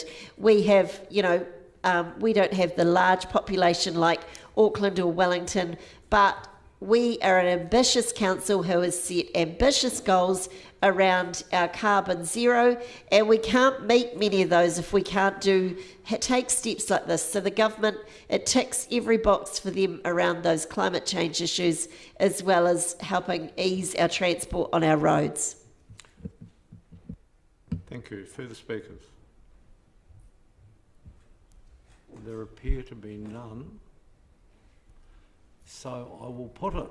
We'll have a division, please, for absolute clarity. So we're voting on the amendment on the screen. Councillor Barker? Yes. Councillor Elder? Yes. Councillor Hall? Yes. Mayor Hawkins? Aye. Councillor Houlihan? Yes. Councillor Lafiso? Aye. Councillor Lord? Aye. Councillor O'Malley? Aye. Councillor Radich? Aye. Councillor Staines? Aye. Councillor Vandervis? No. Councillor Walker? No. Councillor Wiley? Yes. Chair? Yes. Carried. 12-2. That is agreed. That becomes part of the submission, and the main submission, we now return to speaking on that submission. Are there any further speakers? There appear to be none. Councillor Wiley. Yes, I will speak on this. There's been a lot of interesting commentary by many, but I thought Councillor O'Malley made some very good comments, especially the importance of our region and the freight sector. And we have to factor in that we do have a large agricultural sector as well. The thing that really got me about this whole policy document we received, or whatever you may want to call it, but be a policy agenda document, discussion document, I see it's titled, is the fact that actually some of this has already been put into play. And I actually cannot see the point, really, in going through this, what I consider to be a bit of a farce in the sense of what the government is doing. And the reason I say that is because on page 73, the theme, number 2, was improving our passenger vehicles. 67% of our Aotearoa's transport emissions currently come from light vehicles, including cars, small vans and SUVs. Decarbonising the light vehicle fleet is critical. But yet, what did they do on the weekend? You know, they basically went out and put taxes on vehicles that use petrol and diesel and took great rebates off the electric car market. So what do we have in the ODT this morning? Intended savings from the government's electric car rebate program will be lost as prices spike with increased demand, a Dunedin electric vehicle retailer says. I just cannot see where the government is going with this, in the sense of actually, if they actually came up with some real policies and real timing, then I think there would be something there to support. Thank you. Further speakers, Councillor Walker. I'll have a go. Thank you, Mr. Chair. Yep, so I'm actually delighted to see in item 3 something we don't ever seem to talk about in these debates when we're talking about these very important things, and that's the mention of better health and vibrancy outcomes being I guess a key feature of mode shift.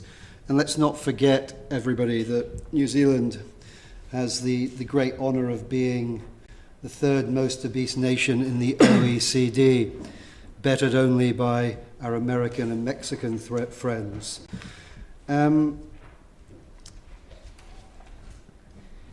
Also in part 3, let's take note of the words, the need to change the way we travel where possible. And I think they're really key words. The misinformation being disseminated, particularly via social media, around stories about forcing tradies to get out their vans and get on the bus with all their tools, is just nonsense. Stuff like this is about making it easier for tradies in their vans to get around our cities. So yeah, I mean, I really just want to highlight when we do get bogged down about the 4 wheels versus 2 and the parking debate. Let's remember the health upsides of what we're trying to do here, and I think it does tend to get lost in translation. And I really commend this commission and the work of the staff in being able to dissect this very large and complicated ministry document, and being able to have the ability to articulate our position really well. So I really do thank them. Thank you. Thank you. Further speakers? There are none. You will write a reply. Yeah, thank you, Mr. Chairman. Just picking up on comments made in the discussion. Councillor O'Malley is right when he says that our ambition isn't necessarily matched by the decision makers, but I think he's misattributing the decision-making capacity to government when ultimately the significant decisions around our transport network and how it is funded are made by waka kotahi. And I think there are certainly elements within the government who are equally frustrated that the government policy statement on transport that they wrote as a directive for waka kotahi hasn't been followed as well as it might have, and that's certainly something that we need to continue to advocate for. Councillor Radica said that we've resorted to bribing people to use the bus service and it hasn't worked. which is a remarkable way of characterising affordable fares, and is also wrong. Patronage has increased, and certainly when it was free last year, it was on the increase, and that was within the current global health situation. He's also asserted that advocates for public transport don't use it. I stand here before you, or sit here before you today, Councillor, as abject proof of the folly of that statement. But I am pleased that you raised the idea of the just transition, because I think that is entirely appropriate. And the thing that makes me most nervous, and I should have mentioned this earlier in the discussion document, is the discussion around pricing and how that might be used to change behaviour, because as we've all traversed widely in a discussion around the future of our waste system, those things are never quite as straightforward as they might otherwise be. Councillor Wiley, who has long been an advocate for supporting better technology as a tool in our transport network, is going to vote against this in the same way that he voted against our submission asking the government to decarbonise our public transport system and pay for that, in the same way that he voted against allocating parking spaces for EV charging on at least 2 occasions that I can remember. And so you don't get to make those kinds of statements as an excuse for us not doing anything, and then when you get the opportunity to support exactly those kinds of initiatives, to say nothing of the decisions that have been taken by government around making those vehicles more affordable, as has been well covered. But I think the most extraordinary, and I'd forgotten this one, thank you for reminding me, Councillor Vandevers, I'd forgotten the social change has never been made by activists, but has always been the result of technology. I'd forgotten that argument, and it's an extraordinary erasure of the entire human rights movement, whether that's Stonewall, whether that's the anti-apartheid movement, whether that is, yes, absolutely, the climate action and climate justice movements, who have been, whether it's divestment, whether it's advocating for policy decisions, there has been significant change been made as a result of public pressure and public advocacy. The Dark Ages, by the way, is a reference to the lack of primary sources over that era, not a discussion of their technological advancement or otherwise. But I think most concerning for me in that speech was the decision taken to attribute comments to former staff. I think the comments around Mr Avery were out of line, without reference or attribution, and would welcome either an apology for those in due course, or proof that such statements were ever made by our staff, past or present, on behalf of policy that absolutely doesn't exist. But otherwise, point of order. The statement that I attributed to Mr Avery was made directly to me. Is the Mayor suggesting that I in fact am lying? No. I believe that the implication is that I'm not telling the truth, and that it is not just disrespectful, it's totally unacceptable, it needs to be withdrawn. That's not an implication that I take from what was said. I'm not upholding the point of order. Thank you, Mr Chairman, and that is redone, you'll be pleased to know. Thank you. And in 4 minutes, no less. Can I just, before we vote on this, can I just draw people's attention, in particular to Councillor Houlihan's amendment, part 4. I'm just not quite sure what the word currently adds to the value of it. If at all, I think it's in the wrong place, or it's redundant. And I'm wondering, I'm asking for the indulgence of the meeting to either remove the word currently or to shift it to later in the sentence to say that do not currently have metro rail services. I think that should be agreeable to everyone.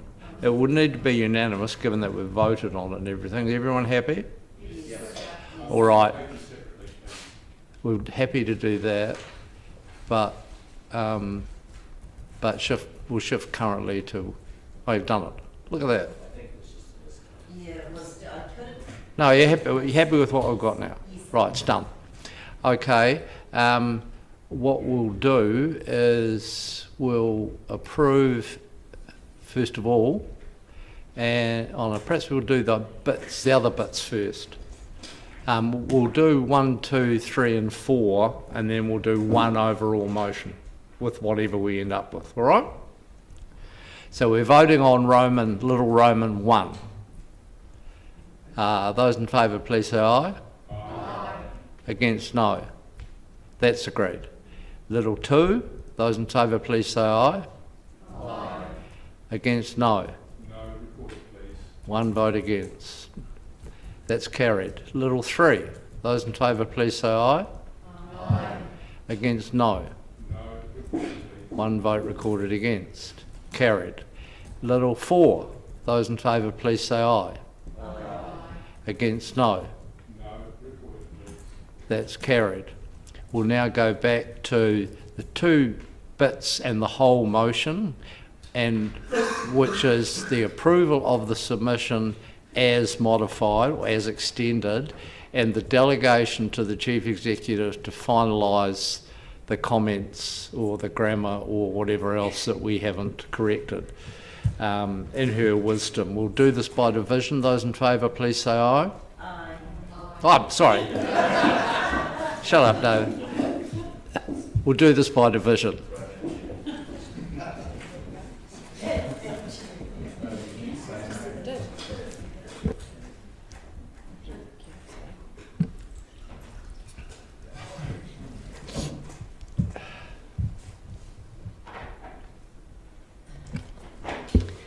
Councillor Barker? Aye. Councillor Elder? Aye.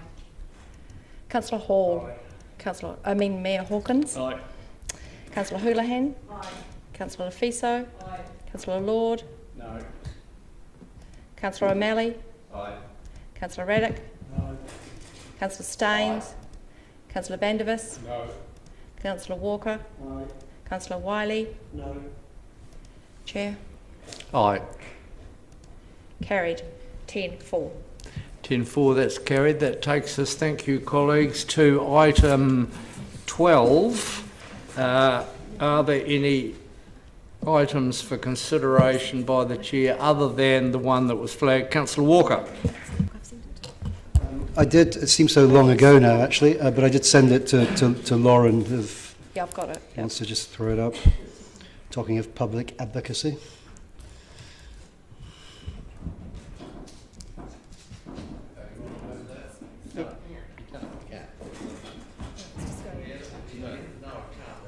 No, it's just no.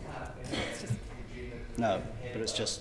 So that's a request to me, which I'm happy to follow up. Is that generally acceptable to the meeting? I would have thought. Just to confirm that Waka Kotahi doesn't have a position on drawing into how to paint it.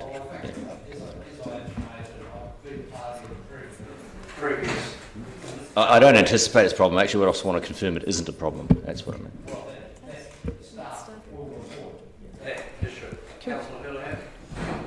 This might be something to come back to when the report has been done, but I would like it to run alongside a zero tolerance message. It's separate from this. Yeah, it's separate from this. Could I just offer a comment about the wording, if I may? Please. Thank you. It's fine. I think that staff discussed the proposal with the submitter and other stakeholders, because that would be NZTA, and report back to our future committee round. We may not get to community and culture, so maybe report back by a date, and then leave the rest of it, because that's problematic, because it predetermines an outcome we may not be able to deliver. Shall we get rid of the 2 in the first one? Yeah. And understand that it won't just be the submitter that's talked to and report to the committee as appropriate at its earliest convenience. Because it's hard, it may not be that easy to pull together the right groups as quickly as we like. So if we could just loosen that up a wee bit in terms of timing, you happy with that? I'm happy to accept that with guidance from the meeting. Is everyone happy with that?